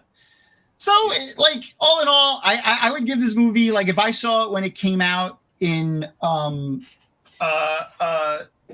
whatchamacall, 1985. in 1985, like, I would have definitely liked it more. Yeah. Yeah. Like, because the first time I saw it was 2026, like, Yeah. it was just a joke the whole time to me. But yeah, I mean, it's I can- a B movie. Now the dude's Yeah. just standing around and then like encircling them as they're like, happy at the end there. That's kind of terrific. Yeah. okay. I would have played the music from that, like the never-ending ending of Lord of the Rings. Oh god, For that, And just- I would just been playing the entire time. every couple of minutes. Oh man. If usually around now is when we talk about what we're going to watch next week, and obviously we didn't do a vote. Next week is Labor Day, so we're not going to do a show on Monday, but we will still hang out in Discord and shit for like anyone that's because like I'm not doing anything for Labor Day. Same. Crystal's not doing anything for Labor Day, Same. but a lot of people are, and like I don't want to do a live stream, but if anyone's like not doing anything, wants to hang out, we'll watch something in Discord Monday night. Next Monday, but next Monday no show because of the holiday, so everyone go enjoy your barbecues, don't get too drunk, be safe, all that. We should force Crystal to watch the first episode of West Wing. I mean, I'm down. I just have a lot of She's coming to visit at the end of the month, so we'll probably watch a little bit of the West Wing. 28 more days. So, by the way, people think about what should we do? What should Crystal 100% do at Disney World? What should we do at Disney World? We're her, I, and Erin, and possibly a couple of all of our friends are all going to Disney World. So, what should we do? I have never been. Really? Me neither. You should go. I have no idea what this is. It's a lot of fun. I've heard of Epcot Center. Is that even still a thing? It's the Food and Wine Festival at Epcot, so there will be food. Epcot is still like, if you haven't been to Disney in like the last 10 years or so, it's a completely different place. Yeah. I mean, like even in the last 5 years, it's very different. End of 2012. Yeah. That will be happening, and like there will be drinking, but there will be more eating around the world as well. But I will be drinking as well. Mm-hmm. I always my first stop is always in France to get a lemon citron from France. Oh, yes. It's always my first stop. It's very good. It's basically like a very tasty, icy lemonade with French vodka in it. It's pretty good. Sign me up. I'm glad. I legitimately liked this movie too. I was making fun of it, but because I like to be, I wasn't making fun of it because I didn't like it. I was making fun of it because that's how I show my emotions, is I make fun of things. But honestly, a film has to at least be a little bit good for you to be able to good-naturedly roast it. Yeah. You know? Yeah. And like I said, legitimately, Michelle Pfeiffer was great in it. Rutger Hauer was great in it. Fucking Matthew Broderick, just every time he spoke, though, just took me out of the movie. Just every single time he spoke was hard. He still has a lot of growing to do. It's yeah. I mean, like, who wouldn't? Even I said, like, even today, even right now, Michelle Pfeiffer, forget about it. I remember when I watched. She's still beautiful. I still remember watching. Ant-Man and the Wasp. No. She was good in that. Stardust. And I was like, holy crap, she still looks amazing. I know. Stardust. I remember watching Stardust for the first time. Oh, and that movie came out 15 years ago. Like, and she was still, I mean, she was in her 50s. She doesn't look any different. No. She was in her 50s then, or 60s. Different. No, she was like 62 when that movie came out. Someone in chat was talking about Jerry Ryan, how she looks even better now than she did when she was on in the TV. No, that's good. She's definitely another one of those actresses who gets better looking as she gets older. Yeah. Oh, you know who else? Speaking of Star Trek, Nana Visitor. I wouldn't say better looking as they get older, because she was great looking when she was young too. But like it's not saying she weren't. Yeah, she just doesn't she doesn't age. It's like she doesn't age. She doesn't age like a normal human. Like she does age because she looks different, but she looks like she doesn't age like a normal human. More sexy. It's like the way that they're maturing adds something more to their. You know what? She's got to be part elf, is what it is. Her and Helen Mirren. Your eyes to die. That's what they are. I can see that too. Oh well, go ahead. I was just gonna say one of the other things that I've been really, really thinking about over the past, like, I think 5 books now, is puzzling out why the hell the Oath Rod makes them look ageless, and not swearing on the Oath Rod doesn't. And I'm trying to figure out what exactly it's taking from them or doing to them, because I'm puzzling out. I'm like, okay, what was the damn thing originally meant to do? Because I think that's really what the key is what is it actually meant to do? You know? I see her going crazy. Just very, very simply, with no spoilers, just pay attention to the words that Forsaken use when they talk about Aes Sedai. I know. They talk all the time about how they don't know anything. But they talk about this, is what I'm saying. Don't look at chat. No. He's trying to avoid spoilers. No. Yeah. Well, no, they said that. That's not from A Memory of Light. They've said it before. But he hasn't picked it up. I know. That is actually one of the biggest things I was thinking that it was for, though, was the legal proceedings. Yeah. One of the first things I thought about was legal proceedings. Just pay attention to what they say about what they say about the Aes Sedai when they talk. Anyway, so only because I honestly don't know if I could sit here anymore.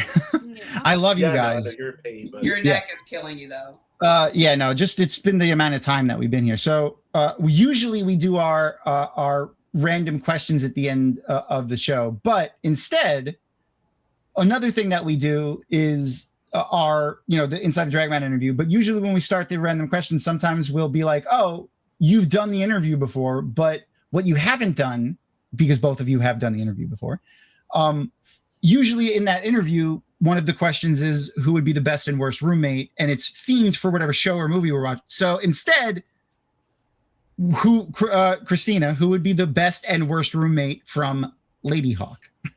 Oh, I would not want Matthew Broderick, and I would take Michelle Pfeiffer any day. That's fair. So you wouldn't mind her turning into a bird occasionally and pooping on the floor and that kind of stuff? I'd give her a perch in the corner with some sawdust under it. Yeah. I don't even like birds and everything. Okay, fair. What about you, Reverse?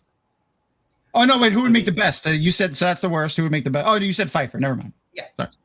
I'm going to also have to go with Michelle Pfeiffer for best for reasons. But I'm not going to go with Matthew Broderick for worst. I'm going to go with creepy Bishop man.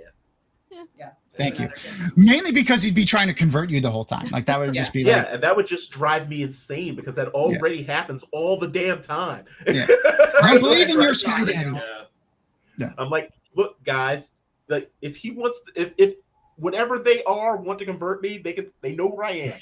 Okay, they can come and talk to me. They can make their case. Oh man, I studied this shit. And I don't buy it. All right, that's what I would say. There's a TikToker I follow, Farming While Beige, I think is his TikTok. Oh thing. Yeah, I've seen that guy. I love him so much. They sell a little thing that you could put on a chicken. It's like a little, like, you know how you dress up cats and dogs and shit. It's like that, but for a chicken, and it gives them a very Tyrannosaurus-like tail. Oh, that's a big, long, straight-looking tail. And when you see a chicken walking around with a big lizard-like tail, you're like, that is a motherfucking dinosaur. Like, you can see it immediately. It's insane. And there's a video of him playing with one, and I got obsessed. I have to look up that video because I'm curious to see whether it's like the bird remembers somehow. I know, right? Like it's in his DNA. Differently while they've got it. You know? Like I remember. I remember when everything feared me. Everything feared me. Sorry, buddy. All right. I love all you awesome nerds, but next week, no show. And if you want to vote on the movie that we're going to watch, you have to join the Discord and join the Patreon, and you can join for free and still vote on stuff. You don't have to pay. You get a lot of stuff from the free tier. So if you're not already a member of the Dragonmount Patreon, just consider giving us a free follow and getting access to all kinds of awesome things like voting on the show we're going to watch, participating in our book club, playing in video game servers, all kinds of things you get to do. Yes. But we'll vote on what we're going to watch for the following week. So we'll make that like a little campaign that we do over the next 2 weeks. And then hopefully 2 weeks from now, I'm a little bit better and I can actually sit here without fucking being miserable. Yeah. Anyway. Yeah, hopefully. I love all of you awesome nerds. Do you guys have anything? Oh, right. Christina, where are you going to be soon that people can see you? I will be at Armadillo Con weekend after next, the 11th, the 10th, 11th, whatever that weekend is. And I will be interviewing artist guest of honor, Ariel Burgess. Yeah. I am so excited. I'm nervous. I may faint because I've never done something like that, but I'm very excited. I'm a guest author, and my good friend Matt Zupka is flying out to be my book wingman as always. Yay! So yes, everyone, Reverse, you may not know, but all of our Wheel of Time community people will know. Ariel Burgess was originally one of the old school official Wheel of Time artists. Yes. Prior to Sony getting the rights for everything and firing everybody. I have an entire hallway of Wheel of Time art, and most of it's hers. Yeah, me too. I have like 90% of the art in my house was purchased at JordanCon specifically. And then the rest of it is behind me. I have Ariel Burgess, Melissa Gay, Amanda Makepeace, and Leia Powell art all on this wall. I love all of them. Yeah. I have a Leia Powell right here. Because she makes stained glass. So she has a lot of these that she puts stained glass in. Look. Yeah. I have the same Mine's one. purple. Oh, twins. Mine's blue. but it has a purple octopus from Aw. Cute. I forgot her name. Yeah, Yeah, that's who this is from. Yep. Mine's around here somewhere. Yeah. And then I have. Oh, the dragon's downstairs, but yeah, we got a dragon too. She does the dragon is her most popular thing. Again, she does the stained glass in the dragons as well. Yeah, I have a lot of her stuff as well. She's a master stained glass artisan, fantastic artist. If you really go to any kind of con or Ren Fair in the south east, you've probably seen her stuff. I was her booth bitch at Con Carolinas. I shared the link for Armadillo Con in chat, so people check it out. What about you, Reverse? When are we going to see your next video? Come on. I don't know, man. He's got a book series to finish, guys. That's true. I keep trying to like get myself to do things. It's like I just like I'm honestly I'm very happy that this is happening right now because seriously, I couldn't read anything for almost a year. So then how about your next video will be when you finish the Wheel of Time? You and I will do like we could do like an interview or something. Amazing. Okay. We'll talk to you. That works. Having finally finished the Wheel of Time. And then we got to get you watching movies again. Yes. Yeah. Or TV shows because I'm supposed to be reacting to The Pit at some point. Yes. That's such a good show. Such a good show. I have heard it's amazing. It's easily one of my favorite shows. Silo is like already done basically. I need to finish that. I haven't watched Silo yet. I need to watch the season 3 of Silo. Silo is so good. It is so good. So good. They were talking about that earlier in chat. I saw them talking about it earlier. We might have to get Apple because Sanderson is doing Cosmere. It's not for a while. Yeah. But yeah, that's where Sanderson's Cosmere stuff is coming out. So I can finally say I've read some Sanderson. There you go. Yes, because I already know that I have read some of his writing because he definitely does not write the same way that Jordan does. Yeah. And so I was like reading it, I was like, wait a minute, this is 100%.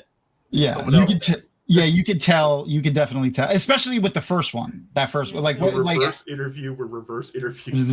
Yeah. All right, Tom needs to go to bed because he's in pain. Yeah, he's in pain. All right, I love you guys. Love you guys. Great meeting you guys. Had a lot of fun hanging out with you guys. I love introducing fun people to each other. I like you, so I'm gonna have to find you so I can follow you.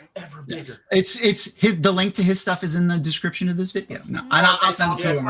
I'll send it to you. I do have an extensive back catalog. I just need to get to making new stuff.